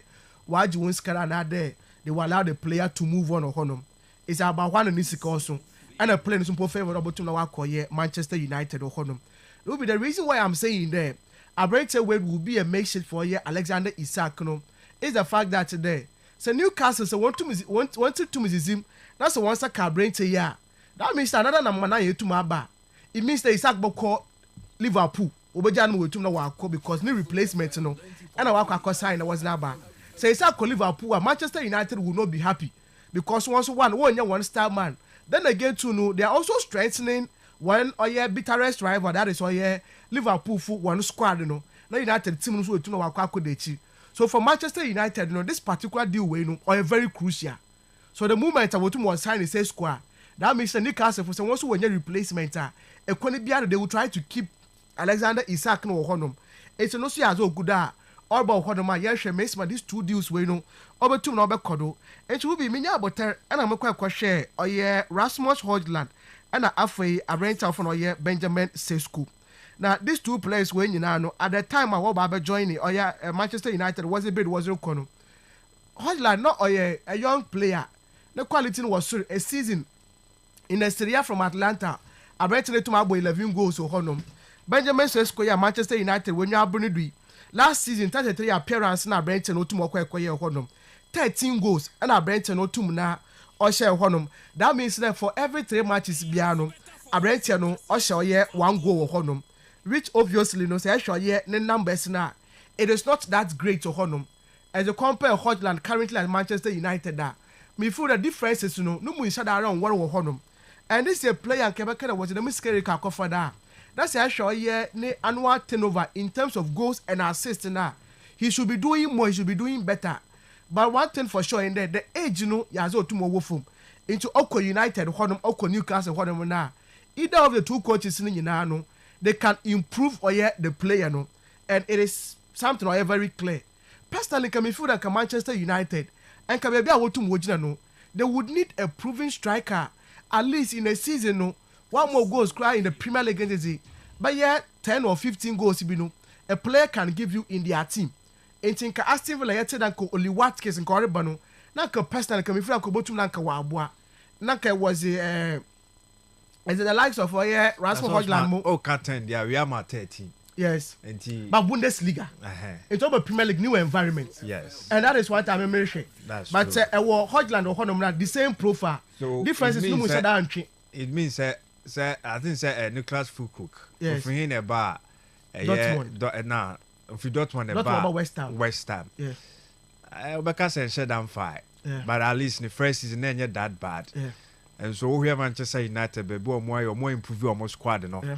And now pay be a letter weapon be the naba be we be a supply because be or this figures no bet me amawa.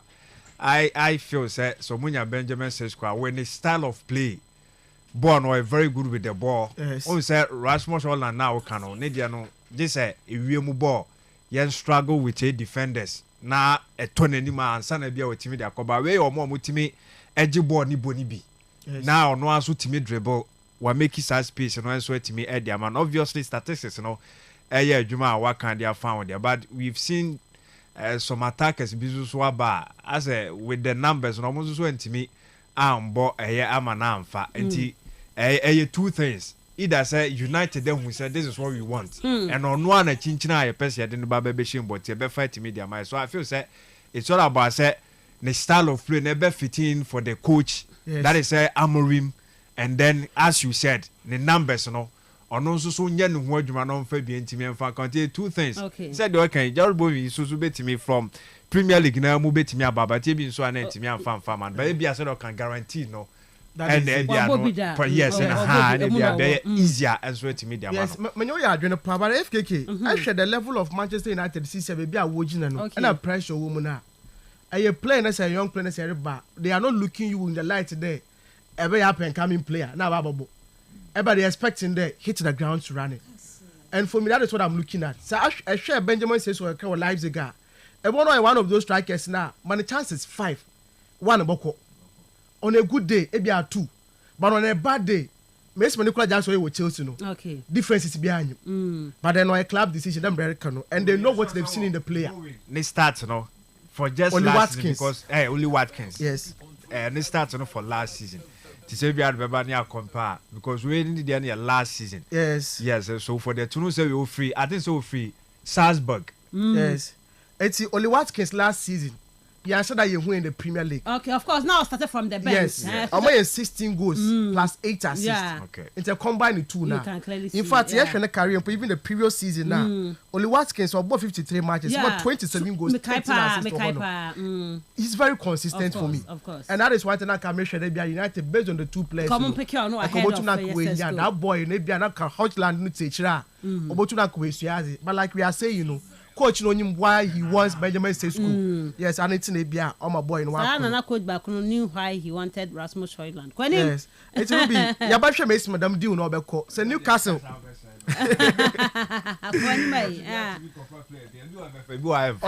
Absolutely. Sometimes the open on your first, and it should be paramount. One bad, then who pin that space no for others to criticize you. Yes. I mean, you're arguing.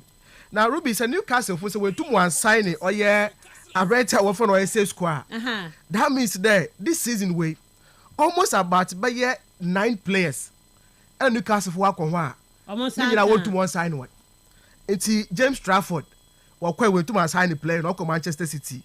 Dean Hoyson, we're quite to my sign, not Real Madrid. Maguire, as the stance was a bit no call. One Casa war home. Kudus Mohammed, and our Congo they were interested in Kudus Mohammed, one son car Brentano, Jao Pedro, no so quite, one son car, Brian Mbwemu, wako try one fa. Liam Delap, the same thing, and a Hugo Kitiki. Na Newcastle and Kewoki Tikapudu. While you're ready for any play, what could be a pair, not teams are casino, where Bullen went, now I do those plays if you was him. And that is sometimes interesting how our game no or tum na or cause some of the clubs into Ruby. Alright. Yabasha makes my deal no or tum na obeko. My young Romo Chelsea na yenzim komo kakra. William Estivao, Chelsea found very player no. Na Ruby, or you just some to be honest, because we'll be a problem with Brenton or yeah, Europe no. No sombra number but na yeshe Moziba Brad, Chelsea, and an Ankasana career. Mawakunim. Our FIFA Club World Cup were Brenton with Palmeiras Biano. You saw the quality and the reason why Chelsea were to move around Brenton no. What quite sign or a season ago. Pon Sana, the 1 year and later no. Obo join the team no. So Echo Brazil we ten bia we use what say Jeresa wo do Bilhao. You are cheddar the next generation of players are Brazil for no was one about what Jesus wo mu there. This players no waba be bigger than what we saw with our name and on the others now. Wabe Europe no. No 3 players and a Brazil for what can asem. That is Hendrik of Real Madrid. And currently my brother of Luis Guilherme. These are also a sign of that more West Ham United. And a Hendrik play away. These are players I watched there, Estival rather. These are players I watched there after the likes of Vinicius, Rodrigo Mo, Neymar Muno. These are the next players I watched there. Once over two na one more stardom no. Na national team no was that influence no. We two na was about. Now me say Abel Ferreira no Palmeiras for no one coach or honor. Now, in some of our cases, for a brain no hono, the Club World Cup, we also the reason why not us sing those praises, no. Also, not disrespecting Cristiano Ronaldo and Lionel Messi. A brain way on any day, in any season. So stay fit or stay grounded. So, I'm first when born be a kind of career home. Not so I can make small born or enjoy in the game in the Brazilian League, no. You could have the FIFA Club World Cup, no. So, but go in with the same faith now. Trust me, he's going to be a better player. He'll be a big player. And the reason why I not compare this player to Lionel Messi and Cristiano Ronaldo, not at the levels I could know, but I feel that with consistency, no, he can equally get that man or is in the moon direct player, quality no was sir. On him dribbles no, actually I break any physical goes in a honor. Now say actually no short or two more bar. You will marvel. Against Chelsea, shall go no or say no. That will tell you the vision and I collaborate to see what I'm a confidence in there. About to know what you do. But will be another thing you also want to look at in there. Say the Brazilian players now in there currently with Europe what ones now Obiara Kawanasem at that time I know what about no. Not easy na hype na shadare nyiso. Rodrigo na nyipa yin woni Rodrigo. Okay. Vinicius na nyipa yin woni Vinicius mu. Hendrik obe no kutezi no pound. But in the is no ko form kakra. We show bon was the name no zereba. So it means expectations no. That was true. I also tum na owo. It's just going to be the right environment for the player now. Okay. Let's look at other Brazilians awoba ya obobo Chelsea ho no.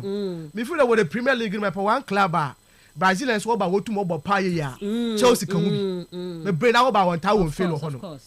Ramirez, one first in Famba. But look at his quality. Yeah, Oscar. Oscar. Now what was defender B of PSG no by Sakura B. Is it Alex? Chelsea when you defender B Alex. Okay. Is it Alex? Metre. Of PSG no by Chelsea Sakura guy be defender pa Jonah Benin no gina honum. Quality no was sir. ehwe David Luiz mu nyina na mo aba be Chelsea no in fact we paved down my way no was my Brent no and the last person to be shema no so boy offer was Thiago Silva experienced player quality ni azo to mo was good thing for him since in the team no we be na Brazilian compatriot João Pedro so the environment adaptation on yes a former player no but on can no who the Chelsea now aba no result oriented in this year bobi ajo do be abo wizin be abo kribi that for ho but a quite mistake as a man far and when you know the word obaka was in bebre 2 positions now better to mabo by primary the right wing one of them is and one of them you sure this is is me you be able to Brent and to Kopama number 10 no obejana name hono but Chelsea is am so no interpositional play no obiara to musisi mo hono Rubio a good addition and at Chelsea when you at the age of 18 years me feel able to maboa na nyama konkaza am Chelsea to know I wish in the very best of luck as a journalist but as an Arsenal fan is it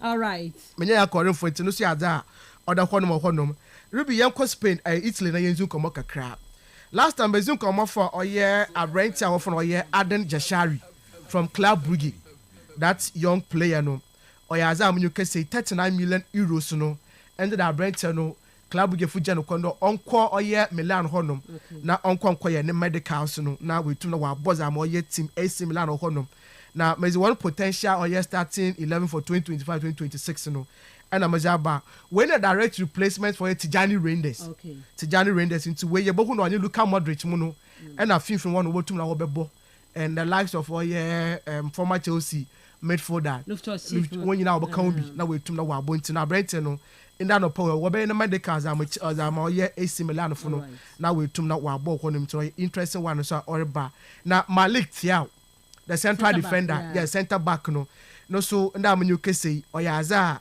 Newcastle also agba room honom when ya Brighton is in come pa there and ka Brighton no kontum na kan so mba sign from Newcastle for no na kan season Champions League no we tum na wa aboa na wa ko nanyim AC Milan for good one so them bid na was rekono once we access there say if it is okay obotum na wa hwe na boy no we gye no kwande no so tum na onko nanyim hono no see another one ye behwe na Ruby ye ko nanyim no Newcastle once again watch Mensah Benjamin says ko di no okona boy no he may probably move to Manchester United so they need to get all 2 players that is plan B for all those players now players 2 and a wabo ones in CCR Nicolas Jackson of Chelsea Nicolas Jackson of Chelsea wabo Brighton is in and after Aston Villa for one striker only Watkins no so wabo is in in case when once Benjamin says squad they will go in for either of these players way but then today or that they favor going in for only Watkins because of any Premier League ni goals no consistency no so or another one you be share honom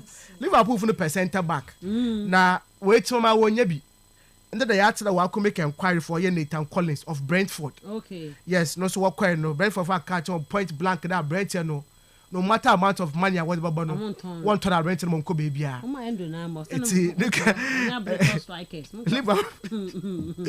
Liverpool for central defender Ruby America ward no authority so we too nya central defender na next is about affect Liverpool endu so can be so ko bobi wo ho no be say kai have be okwa be ne ho adwuma na campus e friend say ayi wala kwani eti no so ogu the ho no ma no so oreba na Raheem Sterling 30 years of age na ma John Raheem say wait by 35 full ball ogbonu na ni age no we me feel there about was sentam do all started ball in time na free ni but 30 years is it ocho tu no obobo ni ye awo bad ye ho de ho kwani Chelsea aka ja Rachel de on cap plans no ko pe club no nko no jiske be o Chelsea no also option there apart from London on put ko be bia na sisi aye ko London so Arsenal ye koi was one pay obi Tottenham free one mama for wo honom into Fulham West Ham Crystal Palace these are 3 clubs and once where you won there when you're telling na ko botum na ka wa sign na break away na this ka sam no until do no kwa no so probatu no sekado another one no so tum na ye hwe na Harry Maguire na Ruby anopa we I can confirm to you there 5 clubs 3 from the Premier League and 2 from outside and a wild Beruma was the inquiry bid that come United there and can bet a conda no one corporate was sign a Brent and more now English clubs is one but the outsiders in fact today Marseille and Monaco. One of watch like a free transfer 2026 or for boy no. But Eko take here. Fenerbahce na Galatasaray. These two clubs were in fact Besiktas so once why is serious panic when ya Harry Maguire ko ba signing. Abaka ya oye Oliga na associate and or signing Maguire from Leicester City so call Manchester United. Okay, top anadie. Yeah, or Penakasana as a back view. The United force in there. Next season will probably the culture around Manchester United. When your senior players bia Obanda won't control but from ano. Obanda one of the final say in the team, especially the playing body now. Harry Maguire kadama elders no hubi. Into this ojan mo kwa. It means they need to look for another person to come in. Right. Into no onyaza brent obejan mo wakwa. So obashwe na man contract extension. Now we tum na wakwa na mo kono. Na Ruby Yedis and Javier Elliott. Leipzig funaba. Liverpool midfielder. Yes, midfielder no aba power hono. That means that Leipzig go to was sign the boy we are. He is seen as a replacement for Xavi Simons. Okay. Simons need deal no. It's all about the Sika Samina Chelsea won't put over here. Now Chelsea tomato who play 50 million, 55 million. Mononi Madueke 52. As a Bible toy. That's a for Xavi Simons. I'm not going to go to 50 million euros from Oye to PSG. Open a player. Not all be for 65 to 70 million. I will put a bit here. That is the reason I'm a deal no. No so what to make condo honum. But yeah today, I couldn't be at the boy necessary. Obo move on now into a channel to when you need replacement. Intended that once was the inquiry no was that Kwakumo Liverpool for no. There a corner than one share one to no one zoom como. Now one to no one jab Brenta from your Javier Elliott no way to no wako. Boy no so this assistance now no. On Yaza no so to no way say yes or no to a Leipzig project no. Or without over convince boy no. Now so what you tomorrow. Then indeed no a few will be established. No we go to ya.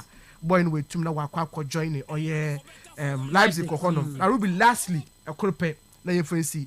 I did make to Cristiano Ronaldo. Why is serious about Mason Greenwood? Yes, now myself and Bakada Brenton were to so what to numpa 150 million pounds. Yes, and I was out to boy no do. Now an opawe Melbourne myself now be room or ye live. Winger what friend or ye Eden Zegrova. Okay. When you say boy and say follow the kakra. A very wonderful chap when you born the boy. Little dear, mean to Zegrova. Say boy da. No what's the Eden Hazard. Okay. In fact, all the baby important can reach like English clubs be muboko. But once we set one eyes on that boy, you know, about the same position Greenwood obo, right winger. So it means I hear on Bejana man. Yes. Hey, Greenwood. So oh it's a Kastle. Myself how many times I tell what to place when it's it is a boy and send us over by 60 million pounds now that. But just kind of continue. If you do a replacement, no I start today. Was no come on. Okay, my many messages in my film. Now I was even going to ask about the issue between Barcelona and Marc-Andre ter Stegen. I don't know, say I escape your mind. I say good morning, Miss Ruby. Please update on Bayern Munich transfer. Okay. Now Bayern apart from Lucho no and Major Leroy Sané Musa no so ko na Mula so ko. Yes. Ofufro bi aba BM. So far the Bayern on board bi. Oguda was answer pay so was the back. Angelo still no. No see at there no so we start inquiries there. Okay. Somebody that can for play now they will be interested in the player. Okay. But so far the NT any other deals be record on. Kalipo question abusan Enra ya kamanyu ho asem na wada ho na wada hefa. And I will say, can Man United compete? And Osman, also, can I ask Osman? And Osman, the Mayu, and what's the Akamayu assembly? Or say Mayu, a bit to me, top 6 as a top 7. And Tinusano can was in 7. I want to Akamayu, the Navy. Good morning, madam, please. You guys are doing well in sports in Central Region. Please, injury for Messi, Thomas issue. Could you, Ankoma, Eddie Fibrim, Swapuska, Yakan, Thomas. Pattern issue na wie Messi Sosman the abas FKK the abas Mascherano say injury no any serious be until man come to me. Madam, if Partey is innocent in this matter, then definitely I guarantee a snap for him. Of a snap no quiet day honum. Na William Estaval pa dear M4 so Chelsea fans should relax. Copy them post and washasia. Water to be a good from Eminem. And Bra Kobe, I want update on PSG transfer. PSG for Kofobi. It is Zabrini. Okay. I know what the now so botting bay. Zabrini. Bournemouth. Oh, a good player, boy. Yeah. Now Donnarumma no so or number. Sometimes what catch a condition here one. Okay. Either you extend the contract and also next season a bet in a bench and the go. And so Podoko as a free agent. All right. On the next season or bet in a bench on the go. Then most of all courses to our club umbra. right valuation be jana ma wako no so onye ready another one abebom when Liverpool signed Ekitike, did you guys criticize the player?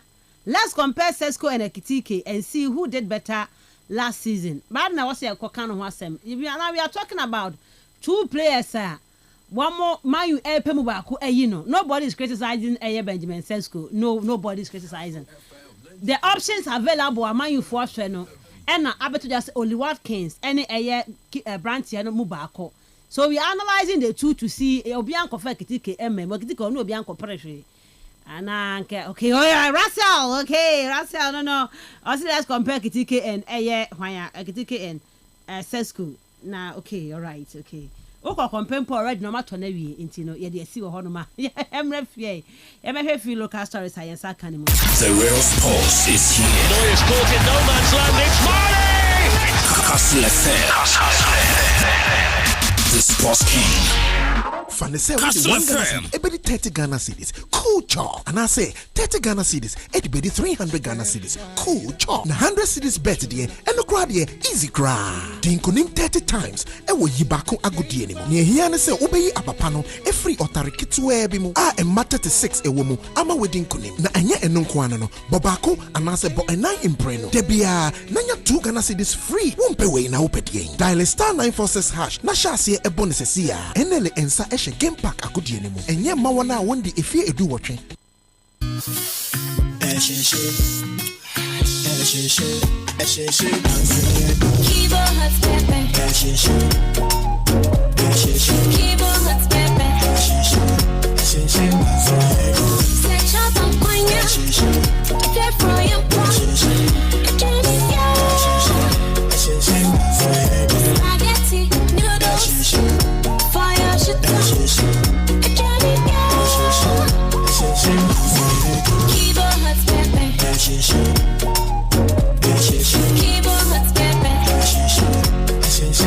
New Kivo hot pepper powder.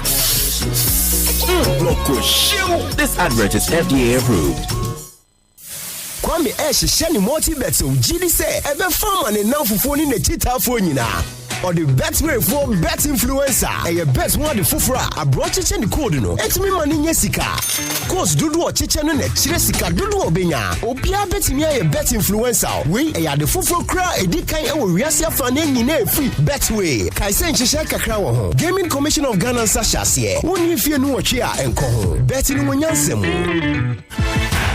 The real sports is here. Neuer's caught in no man's land. It's Marley. Kastle FM. The Sports King. Mensah Makwa be in Farmer Kastle 90.3 FM. So Robert Mensah Sports. And I day someone is 10 minutes past 8. Yeah, fast than Farmer Kastle Transport. Make I say nay you per kabi at the aisle round. I say what they took pine air call outside air central region. Mu cool, mu kwa ye, mu kwa wedding, be mu kwa any engagement, be meetings, be near dinner per bus. Rent Kastle Transport. Mo per small cars being so na dia to kwanya. Ubenya ni nya rent e wo Kastle Transport entibra na eni penifo emedi enkomo wo kastlefm heya na enu amo eni hihye ahodo mo de agu akwam no enso so ana se frɛ 0244 406 500 and after 0552 490 241. Kastle Transport brana fe wo so no ebenya cars ne bi rent game park chop ya gudi edi pesika gu yem bottom enti fa phone no star 946# star 946# do be ye numbers no 1 to 36 you dey wo mu ai pesika kuma bi piano na fa kwa draw ni mu na draw no boss na wo number no ba bontia wo sika no ye ba ho e de ama wa mpre de onu nsia kopem mpre no aduasa umpewe na pedai star 946# the number ba ko from 1 to 36 first car push ne quadro ni mu and one no number ne ba bontia. What did he say peche draw ne kwaso 3 times a day play mu 2 way ye ma 2 Ghana cedi free no kwaswa e de adi agoni bi play more and win more game pack chop simple game with serious rewards goal loyalty promotion e kwasom borrow mu go for station bi abenwo drop any na ko register sisi e na nya wo tally card no na bra bi a wo kɔ no a wotofuo no na wo card no wo the amount na achede e wo mu no nye fidi agro kra electrical appliance be cheche the amount Christmas hampers wom fuel coupons and a t-shirt e wo mu a ya cheche nti mu amoto mu fuel goal no koso aneto na akwa baby a woto fuel no register sisi e wo no moy na do tally card no say woto e wo AK Cristiano Pedro ho UCC Adisadel abiase de no Sildu Abra Stadium Mankesim goal Adumako goal na Febrekum Bremana Sikuma ene Bakano goal no kosi e hona to fuel na kona ko register ho no na nya tally card na mu na achede a goal for Edeba e wo the goal loyalty promotion no one sonsa into me and can't be ever ho na yamra na fe me fa eye efisema no pay maboabo ano no into me emfa entudwa into me emfa matie for This year Neuer's caught in no man's land. It's Marley. Kastle FM. The Sports King. Ma yensha ensam no na yensha said ye tie dia Alhaji Karim Gruza eno no so de na no ato eye nei jefe ensensem ni mu ye tie de ye no de aba no eno a obi aka se ya my friend say eye congress ene be kire nti ye na e wa ha die ye no ye nka ho bi nti no oba ne den nti no e payfo na mo football ni mu no ana e betie wo mo na ebi kasa ebi ko ede mo racket ebi nso so kasa editia eye ket ora Alhaji Gruza na oda tudwa se nei eye ni bre greed esa greed ye dey se no ano no ani bre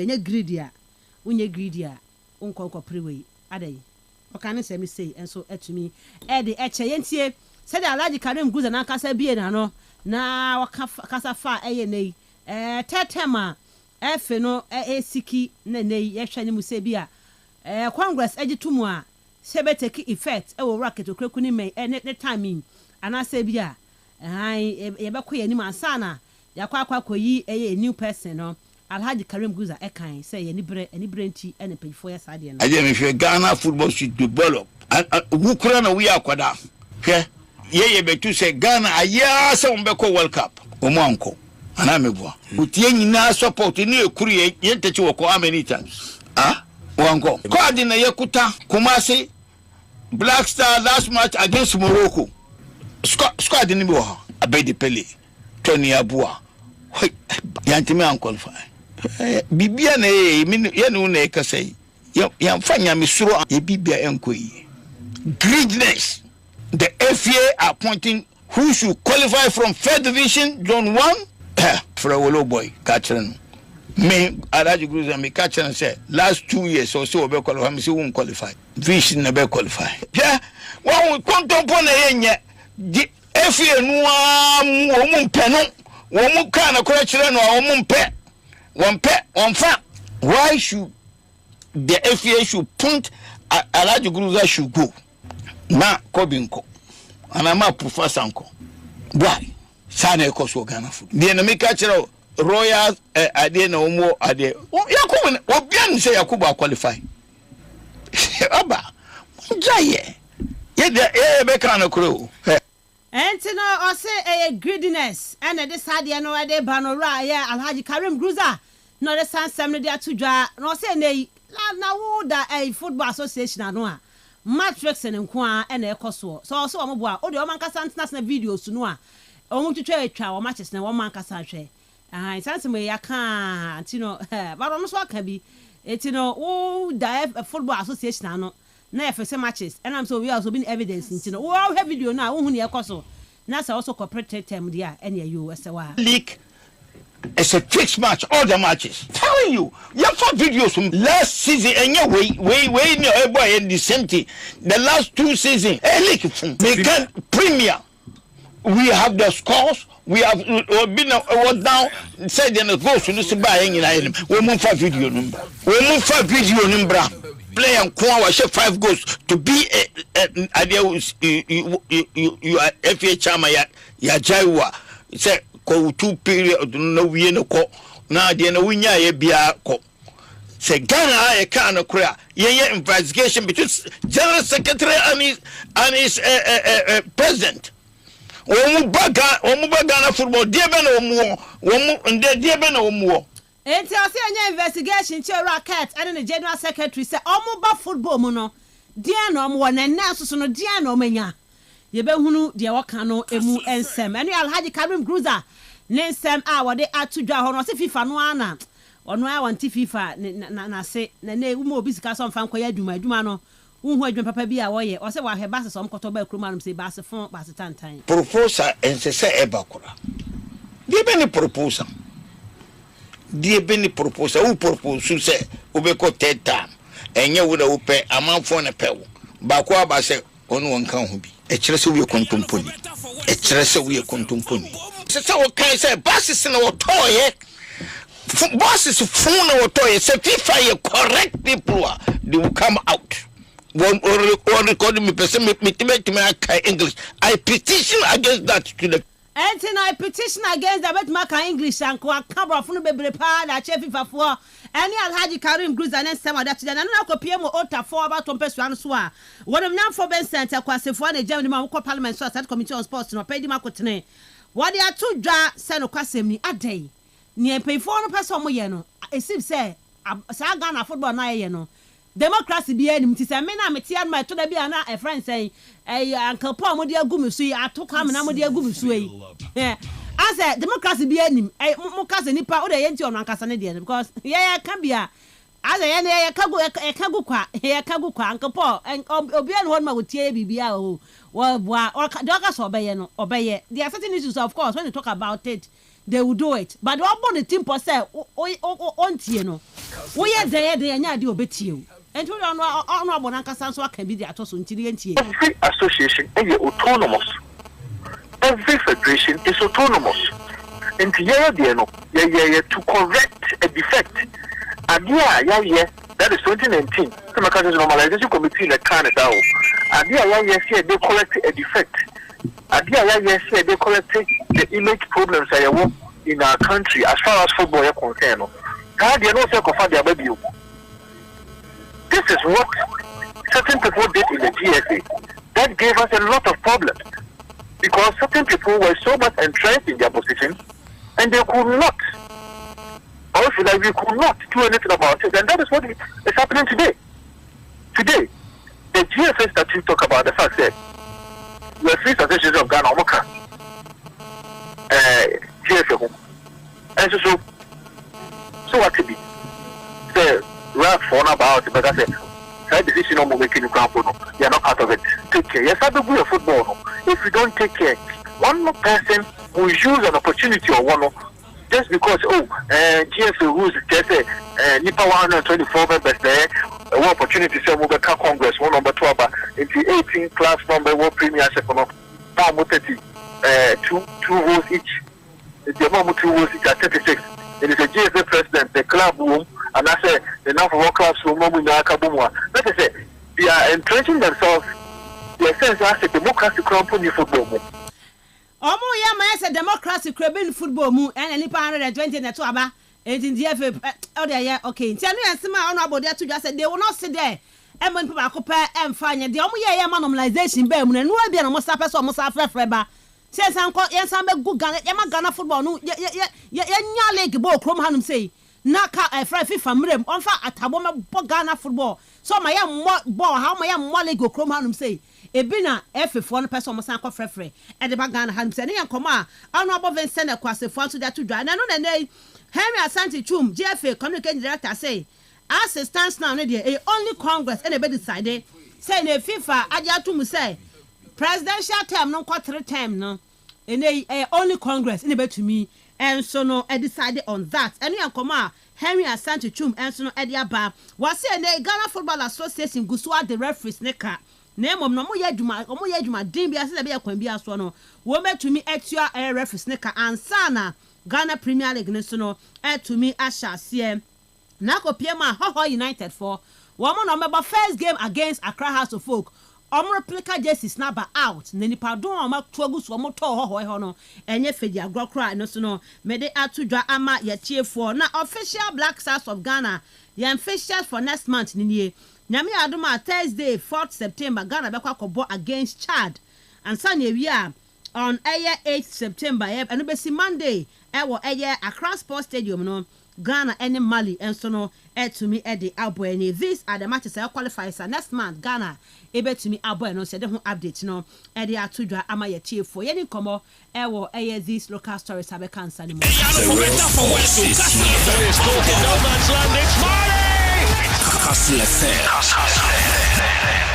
the Sports King. Okay, first man no best 15 ko 18 minutes away na edi en komo no mami. Yeah, I think salary groups are kasa bebre and yet different from and some waka embra take the exit point from this administration. I don't remember very part even before now your position you na anim na okay can say bebre and you maybe I feel say entimi amboa administration atwam na ye ama no entimi amboa do na na fa yen local league na e bo wa ha na e bi nso so fa national teams ho enkanka Black Stars no kasaba da ye omo committee no ho Black Stars committee then a ban officiating officials so a say they be attack na afi o show mo a na ode NC de ebam nyina no say wa wontua bribe da no ma wonsa so na yembo abaso no onja ye emfia sansem no eno hwe wo kan no abi na o link to eno abi no asaka ene about ye decide for omo be qualify akwa ye Premier League tusha o kan fa ono akasa ni zone owo ye zone there be kan zone 1 the omo tete na o say zone 2 so na bi wo ho ni nyina yi ni zone 3 so no omo wo say o hwe sa 3 zones ya ye boya na asa akwa ye ade da honom say every season bia no ye wo team a o say e ma no qualify. So ka che nipa na no vision e plan say wo ye den ya vision e na be continue. Absolutely. And ye be kan bi nyen kan bi wa. Ayo. Ye nkwa ne aka. Ye mba me kan say ne is it oh my anam refinity. Say wo ko omuko meetings a omundi nkomo bia omo kan the progression of football. Team e be qualify nkwa. Eno na ya no mo ko. Edru me so. Wadu han so. Eno ho nkomo no mo kodi. So se wo tietie we na hwa a eno no twaka ben ne wo say in game no ebegro. Eno kan greediness no e kan hu bi a selfish interest. Sir. Omo ya run him. Eno be person de bia ne push omo teams enkosoro. Ene kan ho say na say your vision now hwehwe mo vision mini enti ubisa me sa no te say o trigger me say me cancel man na say enti da ho dada ede na ni da ho nom say the situation na you wom no kre no ne kan na ye den enti asa alaji so akoye say asa wo so krampo na wom no a na yakoyie ma no wa meka but wa firim ba ye say this sa so ebo bra ye nkoye nim da de bia maka say omo yesuzu say omo bad leaders no within omo azuzu ne benya good leaders aha nti sometimes ye wakon so akwa hu no na obetimi aka bi me na me nkoye no ene ya meti ya mekan obi kura buafu of course ai opefe na asem opuru aketa asem o say opegana football asem eche won so me media me mpe o ka asem bone fa so ati ase dia ne bone no enti for me that is why ye wo as a man.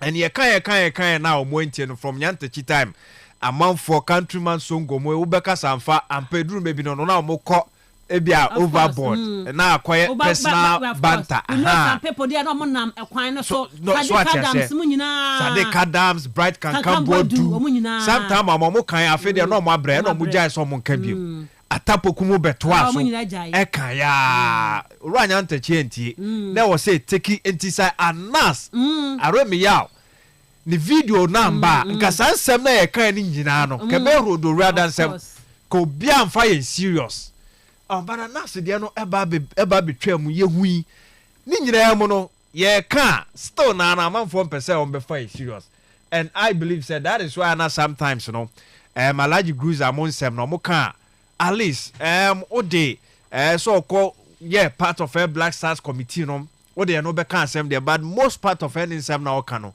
na dodo na no no kre so man no yeah fana say ye nyina ye die kire especially say for football people no say the man football people they bia no omo asem be gina ne say football na rules and regulations say no kan ewurasifo na o kan mo start it no ho nipa 128 na makakoto aba o ma na imagine o kan hu bi o de oju hu di say football no also kan hu bi also a football person but there na kire the kire say obetimi aka wa adwuna egu mframa mu say ya but decision making no owners no it lies on them. Of course, Henry Asante Twum so aka. Waka? Congress. Congress. And a bit determinity. I had dream say and you said it say oka e bi e betwa omo aso mo pa no mbefa. Of course. Omo penso so omo emfa. Enti de bia na Uncle Ben ya na etaka no. De bia obeba be kwa ba be ka. Here na be kwa kosi. Of course, you say am no ka say. I say omo so ye local news yin so no. And so edra local news agencies for agencies no so on say time na dey my local stories no and so yes you know but you say ba o kano so the 1 hour ba be kan kakra na obenya kan na say positive no be kakra bi one share the bone no musum se me nka bone no but bone no so supersede eye friends say papa no enti that is the point ababedran mumududo na so no mo perform neti sometimes we are foreign kakra bi ana no so ho aseme kwa so wenti ye try say ye be balance that is why sometimes we try say ye the local no be ye intro no ye wia na ye the we no so abam na ye ko ye ni ma ye ntia hye say ye game no se ye pese ye ni here se draw a point say boni bi ba na ye kan ye kan because boni no so one continue one kan ebe kwa kodru a stage afa de obo se game na ye se ye pe no enu nti yem pese ye beka the negative no afa ebe sei ye nya papa no mpo ni aka biem enti for me with a large groups and some no aka na ensem dada na ye ka bia eni so umbeti o muntie ni aka se ye ka ni se awie no congress ena be determine no mie no se ye kwa sensem trofo ade betimi an se ye betwa picture na esi ho nom no omo rules no regulations no mo de adwuma na ena ye be ba be ka bia tro ana say the cat mo ye no mo frefre another band from FIFA and the only ana me ka say de obetimi aya ne say bedru point aye feel say ade na say kura no ene be kwa akofre FIFA bam o makwa so mo congress say ye be so racket okreku enko tetem na za mo se montia they have the power to do it so montia say na mo chokoma FIFA abandon no be gym na FIFA e be ban ye that's the only way na be catch Osman offer say am for bo kotoko ne house achi so mo say a dream service Canada e fa ho chance e kasa tender mo nyina tender mo nyina kasa nti o se omo ni say bi Ghana football nam say say congress say 18 premier league e koto aba na say mu 16 say catch okroku nko tetem na kono ne has say omo ti ase this am kan leg no mo bi die because mu ye den majority no akasa dey what what can you do? You cannot do anything. Okay yan congress am cry I am your day yan club owners no they are the cause of our problem Ghana football. Why? Because ehwenkofu bia sebe anopo mfa nchem wakasa was in certain clubs wakoto aba was in certain clubs na enwunde visa ball ye kechi okrom hade no be mpembo pan bia nezi na yakede bia ya ridicule mpokono really odo but there are certain personalities that said to one sama waka oja akoma sha akoma hwe lawyer Mandy lawyer up till now he's still insisting there that for so biara nyu so kapa this one take another time no about for fare ba be soro kwa almost want man question ne so it be to make a problematic into club owners no ya fefe kofu be the clubs na nyim da one club no ho bra one kasa on former club one koto aba in the name of those clubs na sabi one kasa game mpo no 1960 ball no 1950 1970 1980 ball adwena no do wan hye won tirim yet na kroma hade na FIFA na kaso okoye investigation United States of America and Geneva police Switzerland for investigation and I say blatter we yin wo fu no when you for the FIFA wegu ongu ye to be honest ndom po e be ka FIFA mpo no January ban question those days we say kwenya tati free so ano na akwakogu ye football na FIFA na ko bi be ya yam ball no akire almost for the last 20 years omo is stronger because omo sa club world cup ya omo hosi omo ye omo sa they make statement absolutely because of the pricing money omo the mark clubs no a big statement enti engu ya konanim ba ye we are retrogressing normalization abahanum say am paying for no more football anymore now. I dream on the account was and you're not so big video. Before I said, be movie, Alaji Guza made mention of air greediness. Aye. And to share or more Mokasani or more Mobana, I said, Debiano, you fight for a young for some Mobeba. Thinking, say, Omo de omo wa kumapa omo wa dwempa e de be ya dwen hwan na obegia di se owura kete be ye be sa be hu sa anyoma dada na pass administration no omo ye bi na so ati ase e bi abeka se a human institution te bi anyoma mfo so ba ko mienu miense but that say e kwa koya ade kro na something na yesu about e wo ye aban dada na me kan ban a aban dada na etwam football aban dada football so ati ase and I don't have any ase say only the be say obi o won chen bia ono Alaji Gruza nso be ka ho no so person oba ampa bia for start ne de obeka nsem de omo nyina na adwene ye baako yenko ne enso enkopa bi ne ndi nti ena na de bia na metaka Alaji say mo pa munya investigation na mo hwe say before cat be baba di ade no na de no one general secretary na at least no onye bad as a person there but satam no oba no ene no wa banzu a wadi so ano difference ne to say what make one rich no so jai ne ya ehia ne biem wa ha nyimpa so ati ase so hu enti point no obi aba omunim say place a oba wa brabo no say ohia e frɛ no ohia undi biemu da ombre wa asase so da into almost selfish interest, you know, to some be gaining wealth for themselves, you know, and on their first, more less, you know, so. Meanwhile, and Kenya, no, and I was the case because I didn't know how you know already, and one no prepare, so one can I'll be make you wealth and that. Until then, I no, so I didn't be a year, no, and your first. Now, wealth and on one a kind of amount. Into a munjane the same. But anka within them now so na wose Kenya ni papa sebi wadwen papa de ma yen game na ko betimi ababa be siesie no abane ekoto ye no ekoto ye no answer a second friend say second round so it means on nko na second round po kwa onye overwhelmed favorite ana anka besa kwa another one ana peja ne sa a friend say Georgia free Georgia ne say mama ye nko biem na afa ye nko ye na twa 8 years ni bi enya to aso a nyanta chia wasa cause those nyanta chia dey na so na kase na okọ from ko free dem ko oboko goes in konko na sa ho so Georgia free yes of course bad influence was by maybe around that time he felt that can cat this oba ko betu aka wa bebo me say o ye nyanta chia bi anka be ye unless cat mo referee temana he was doing well. Of course, everything they fake up. No, yeah, dear. And I make us say, "Omu nyina omu ba, omu ewo goodwill." So omu omu kasa no kwa, but e bia dear no omu aye dada bi. Ket ne I mean, unya bibi amfa ka the MTN fake up. No, I fine. Why na kama? Na lucrative. That time we former place. Oh, call boasia. Of course. E ya wo de, ufre ho ba ha. Cape Coast na ayi okodi ye ombeboy. Kama. Oh, now be di echira ko.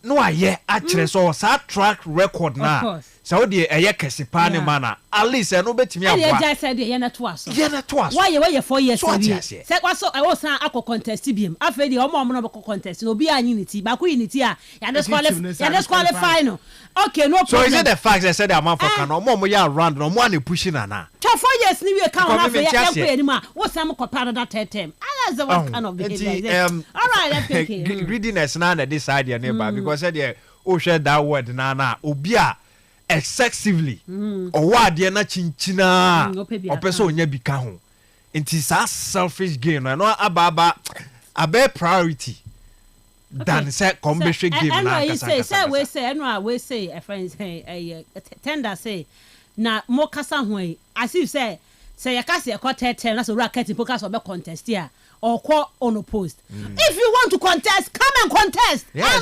No, come and contest. And a minister no so can no pay say. Nipa ne say ni na before ewo ne ho a o nyina wo teams. Yes. So obi ama no 2 vote mpo na.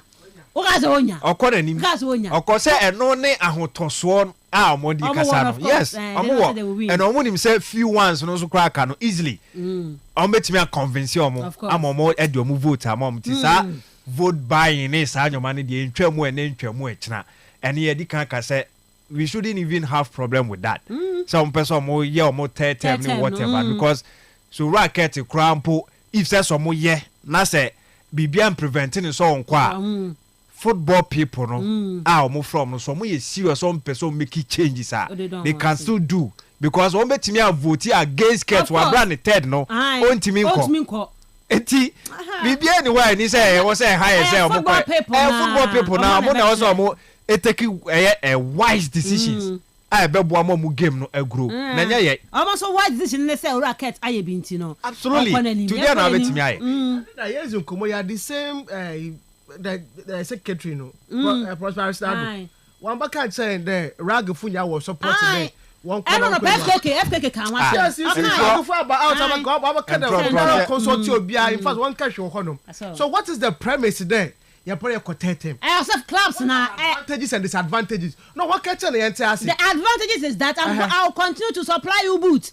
I'll continue to make you a committee members which obviously o much say no no pe no pe 1 million yen bi be o munya bi da o mo pe eno de o mo pe okay kwani ma no for football kwani ma you born now to boot on football oh okay ti I feel say a hard dream and I like you guza say so there omo nsheda omo ensam no say munye dubiem why because say vote no crime so omo nsheda ni bi and I know man can say omo ko vote you know so wudi ma honest na mpo ene kire omo ko voting for so atiase enti yenhwe referees the can there and yes say ni nyina ahye mu bi so that Henry so that so the can omo da so de so ntimi obeda boagu ka bibi say na kehwe ka mo bout no mo be bogu mo nya kukuduro so metu ansa na start leg nti obi anya kasa mo nya ade ni ya mo me nkasa sa de we tetenu na ebi ni ho enye no ana ekoso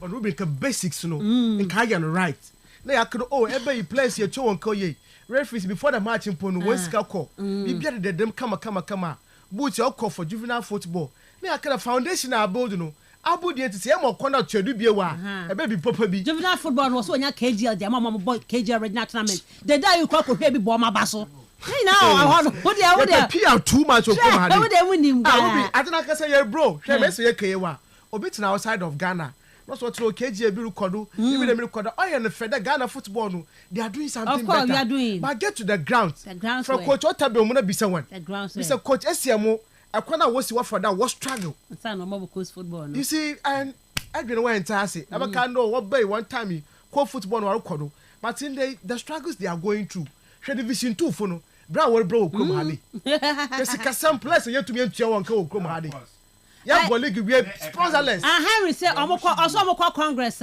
omokwa kwakotwa the you know friends a player a salary now can minimum wage no omo de congress say na make catch say sikaba enti no de ometimi and I'm say congress yes no mo be side no obviously na honest so be ja to mpo dia no be to mpo so mo de be ya no omo de be ya no so mo enforce so mo enforce and say oh yeah no me sure say also mo provide yes so atiase enti no de yes easy thing to do I say statement o chire ezoko o ko ma hwan I say me efi bay efi wouldn't come to two players ka ho what that's now how na so kan wan kan ma adesa eyi omo ho afi omo ida ka ho ko ma nai one more be have na Ghana wo John so ko ka FKK I don't know I mean it should be something below 1,000 said you can no nothing below 1,000 yes 1,000 Ghana at least me de 1 week and edie no go to boyfriend footballer okay why Richard honorable Francis Ejeku good morning we about for sweaty that as entire na man for she cotton modu nti ohun so mo team free as animals almost sweaty pa but omo hu minti no ohun what for bread ebeye that's nice yes I have cake on a serious note no and they say referees issues no a hard dream ye but say no can no say omo betua omo be yi kan afiri ho ansa na season ahase I believe say omo mpo anyempo a referees na ankasa na didi nkomo wo mu say omo mpo ndi games no we say referees no what wa bonten e be you dey Felix na hwa de we o say the man here ne say rag o kan rag na nkasa sesi omu ni ahodi ye bubu omu apre referees manager ho na ya appointment omu ho entina efe nu hu ye no smart or yes smart enough and or tin referees one say rag na anas be go mani masinti ya be je ade aye na za de o ye ni committee ya wati a wafa manager no free fa omo me no nka ho ono krampo no amanfo target me dia me ni evidence because ko kan be ka se evidence ba no Robert Mensah advance game be me say omu twa papa yinsuo sams eh na mo advance won ti mo tro hwe omu mbu no ba ko kra omu mbu no one ref fa penny na wo twa nsuo and no say o deserve because eh o deserve say FKK na o ma men kama asema now ada ayi yeah the referee your friends say referee obedankwa uja na kansema akobe kanke bi nie behind scenes say some o kan and make us so deserve because Georgia free referee say Georgia free and samba one tia small catch so one black so one ti do kafa later there no be kan oga just say enukure bia ni into osrema onya de so it means say ono ankasa integrity friend integrity no oni bi enti ka oni sa moral right no mpo eni sa mpo de bia no mpo se ke edition nsa but they are shining simply because obetimi executioner obey adwuma no de amom kama oyedma okafo imagine oyedma okafo say hon de hon no ntimi nkoyehwe aha no no oye but the whole for no many age and one more show mo no follow mo a from last season division 1 games are no more bono and yes so mu team na yes strong nko say playing body na ya de keke but said they be a can number 12 no they have them which is almost support no and almost chire e be bia eye sile wa unua sile oba na oka say san crofo ne de team no mo aye no omo de no mo deserve so mo qualify ba because omo prepare be bia say supporters front say playing body technical staff bibi omo ye bia no na bibia enam na kwazo nti enhye da anya mo wa say ne team from division 1 afi no qualify ba one supporters to ye one replica agencies and I think say can happen and so you give it to them first game amana house wa crown you can ube hu do baba be wa supporters no say house supporters na e kwakoje ho aboso and then you house we din come supporters na afi no omo ye elections no omo come home omo tin cry and no say omo so no it doesn't matter baby a team no baby e fi ba no baby a obia ase sa hoho no mo bia hoho bia o wa akra bia no be make sure say sa team ni ba obekwa akọ support omo which is something good omo de be bro sa intimidation is anyo ma be pass through no one kasa no I don't need to see almost say next season. All right. Me go for course Osman. Say some nya na aka wie ni ti no. Ya kan nyine na me say me nya ya kiti si ayo da yam football no abana na o bibia wazi mai. Nti efe ya woti na wo ya sabi ti bon koso fi. Wotu mon first come from. Oh, na so I no kwere. Me subi. Dem na maka. There was one two more first come FIFA first come by first come here. They cannot generate money. They just cannot generate money. So can you wait for Brony no oya marketing and you say what's the adding so beton Ghana Premier League nipa okay Brony can ya man see adwuma wa mo adwuma kono ngo kaya Brony na ya market on to me ko jana ko so outside wa ta kono busum bia so a eja kotua na abon fo so no wo inti ya ti se etno komade na se chide bia aba no ba ya ozebo maye na na bia ka efe no mesima ya kono ne baby Vincent Oreka that means bia minority they are not happy with the efe majority super me chede wo so no be happy with them it is our money yenyu anje wa Harry na Drisu papa ya sna say na yenyu anje wa me to be ya kan nyina fombo me da say 0244408046 0244408354 me fa course net here for Abasto B the first caller ni hello good morning. Good morning, Mr. Caliponi. Yeah. Calipo etio. My first message is that we can't one kind of load come from so. I'm one Mampanyana hwa. Only one. Hey, say me anya mampanyana. Ana.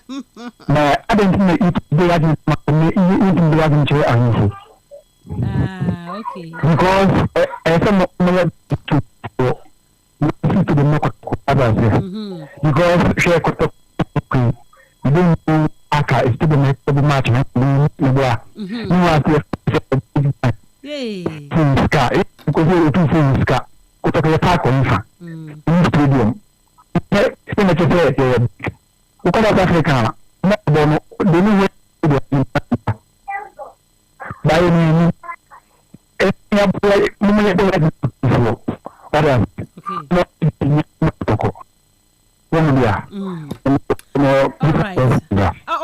break. My found see what I say. Hello, good morning. Inshallah, taxi driver. And I'm very FKK, myself. May you know lecture. Muntumun channel. Let's say, when you send a movie, I'm not hiding what Miss Ruby, the way Mamma said a Moshe, the way a team singing Yana. No, they should meet him now. It's a Muntumun chat. When I mean, I would say, and then why I can't with him, your cars with him, no. On back to my top 7 until I would say, hello, good morning. Good morning, Miss Ruby. Maybe I told him they be free. Mr. Ima, Shantu. Okay, say it's you on a pay. And I pay a share on your wire.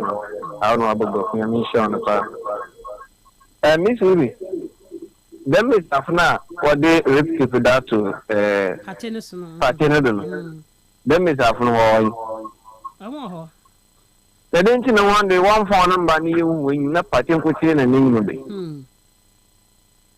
About why are you there? Maybe I'll be to save you before one. Impana wire, impay in a wire. No, in a baby, I wasn't the best. So I know I didn't tell them this. I've about near one count, no in the party nature in your uncle court. Maybe be a party and quitting on answer quarter. One year near one day, as now alien. So what you shouldn't wound the party, no one saw. Them bits are from my bassin. Or the ones who watch one answer, and said the man walk. Okay. So what you should know on the party or the farm. I could tell more party. The man is what you should not party in Kunima. The master to offer the same to from Mensah from the Mensah from away the master won't full say answer. No, you'll be on what I asked to do. Miss will be much to be on there. Cat, Ewan. I hadn't tell a hand, no business. Yes, one part there. Ghana Football Association, Ghana, or Elizabeth. Okay.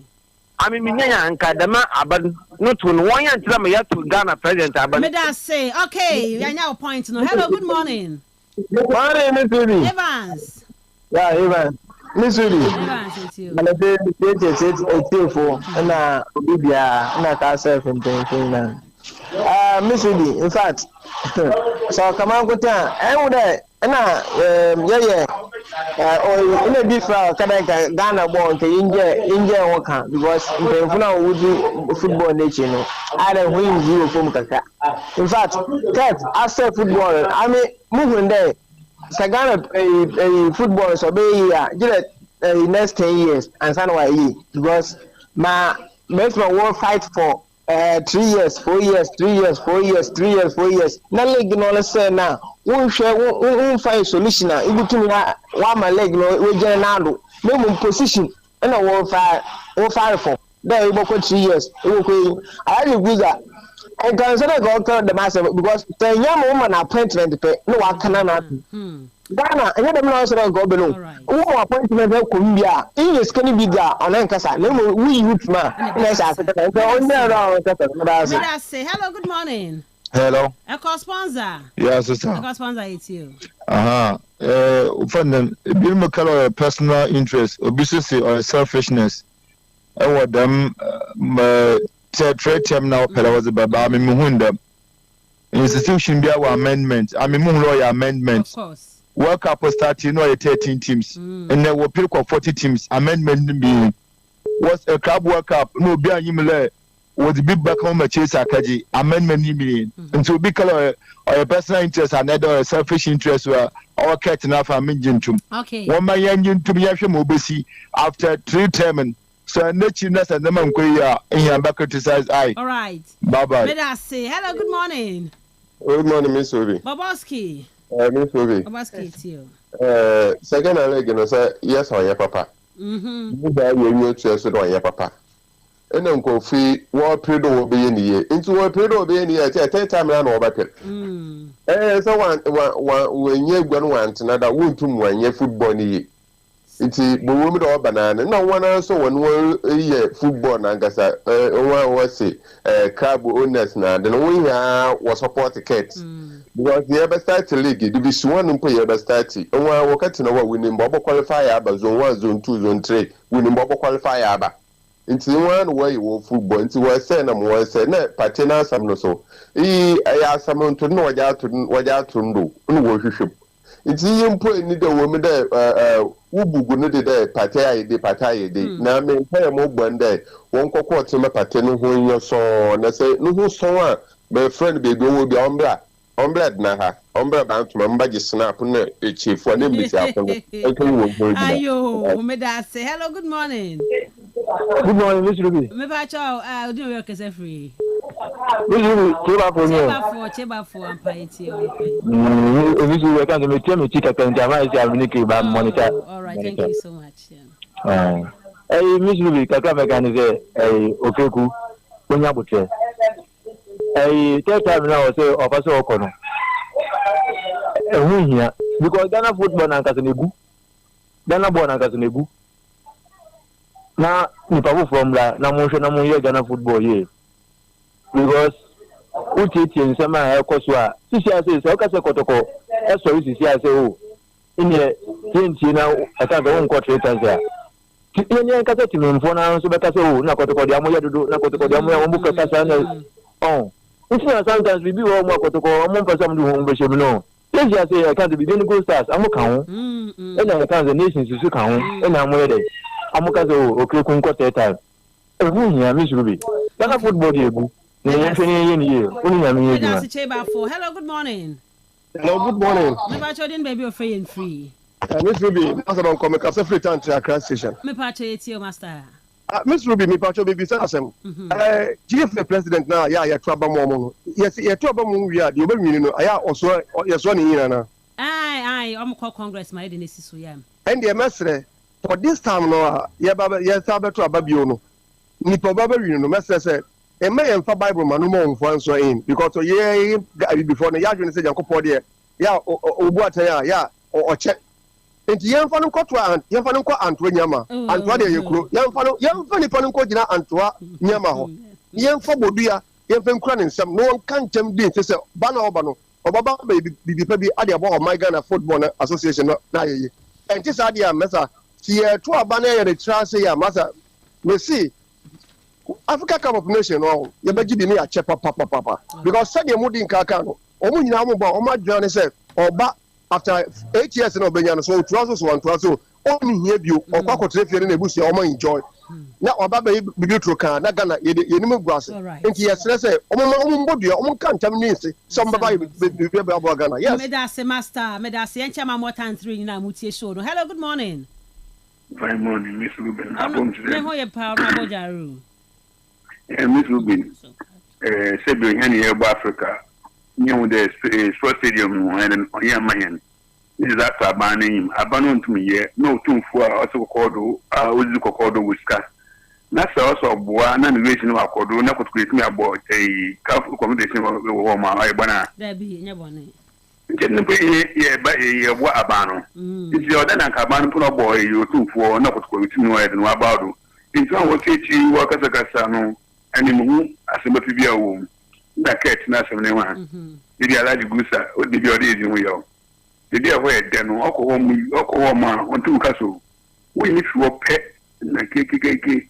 I like the goosa, time was no question of me on your car, didn't we?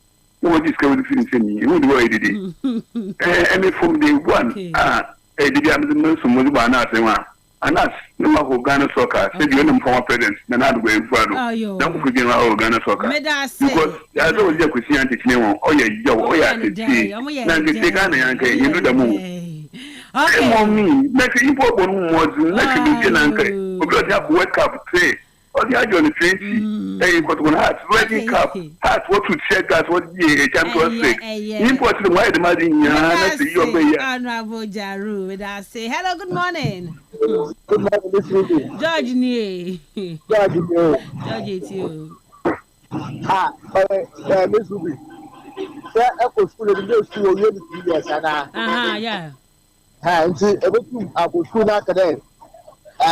In Shiazi, to find exams, I think the pedestal is Shiazi net a 1 year and come on that push that. A hot day, and yes, how do you?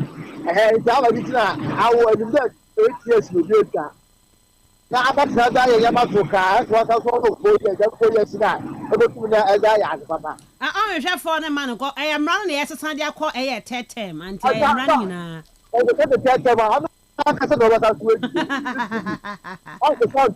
sound toward the Bim Bapa number 2.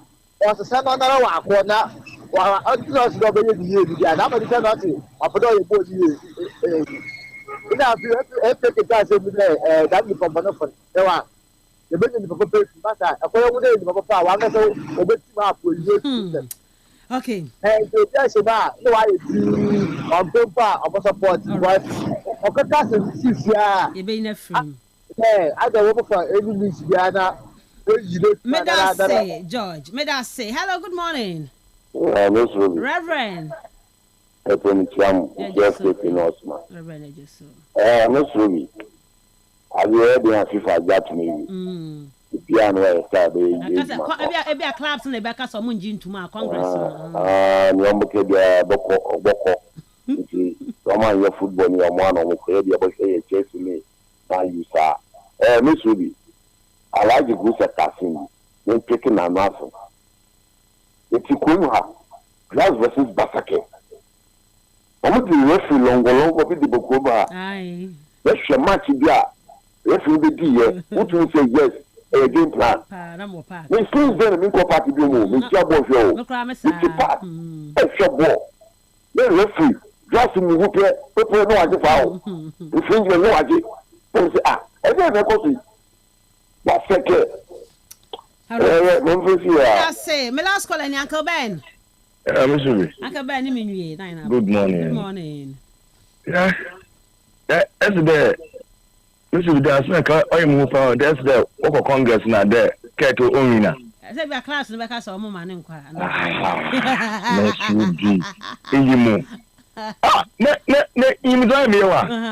Almost sport journalist here, so once you been Boko Yabo Congress. Natumo Bianco. Nobody me Yanjawan. Yanjawan. No, I mean, you're there. Oh, yeah, what's the people now who are radio. People now who are radio. I don't know, because the Madi it's only Ghana. Telling you the truth, the Madi I've always been saying, Ghana. May I say, may the Fredman see Radio Hotel Case Club. I will follow your mom 5 to 16 years. Your mom join the Case Club. No, one share Monsieur dear NJ, one any Kamapa na one baby and your fine my one more. You share first Saturday of every month. 9 a.m. to 2 p.m. No, your baby shemo Red Royal Hotel. On by your facility tour on educational games for cooking and baking. Birthday do a bedia ma obano. And for about join the Case Club no half yearly membership no, only 270. And a annual membership near 480. Working per session or the body bar. 50 Ghana. Mom register momano 2 or more. Your mom 5% discount. Omo balance for don't be minano. Your mom 20% discount. Ever home. Call Ridge Royal Hotel on 0312 003 222 and 0501 672 908. Ridge Royal Hotel are richly inviting, comfortably yours. Oko top fuel no. Yambu the right amount na amount. Fuel no quality no chimu se ewo form. Nipa na was able fuel na amount or ton amount no. Woni we ni ye. Bad customer behavior. Mr. Report from the National Petroleum Authority for Mebwao. Our mra phrase 0302 550 380 0302 550 380 or 48 hours say obey reports no edi ama NPA for NPA where customer care meets excellence. Miss Ruby, please, today I'm on Osman. His Arsenal team wants to win the Premier League, right? Now, as an Arsenal fan, you have a betting slip of 10 teams. 9 matches, mark green, and 1 match left, which between Man U and Arsenal. If Arsenal win, they will be champions. And if Man U, Osman will win his bet on the amount. In fact, Osman Bar, I will keep that message. The amount. Now, please make sure I learned the FC Porto captain who helped Mourinho to win the Champions League is no more. Oh, really? Oh, really? Meshe, I'm watching the Bible didn't come so Hanum say. Now, I prophesied before Nyantechi 3 years before his exit that he will be the longest 7 FA chairman, but he will exit as the most disgraceful chairman. Okay, and it came to pass. If Kev doesn't take care, he will leave office likely in disgrace as that of his predecessor. Uncle Paul, also mark my words. Okay, Uncle Paul, prophet, Uncle Paul. Matthew 1:7. Then Mr. B, power must be controlled usefully when it is given to you. It becomes dangerous when you leave room for greed. It will corrupt the best, attract the worst in you. Kate must count his achievements and name them one by one. Bobby Stars, Edifin Tanwa, wonderful message. I thank you all so much for doing the listening this morning. Yeah, was Simidi, Miss Ruby Adams, Osman, FKK, and I would say, Wamonkaya Kwana Fanopay. Come on, Jemani, who until you made you know.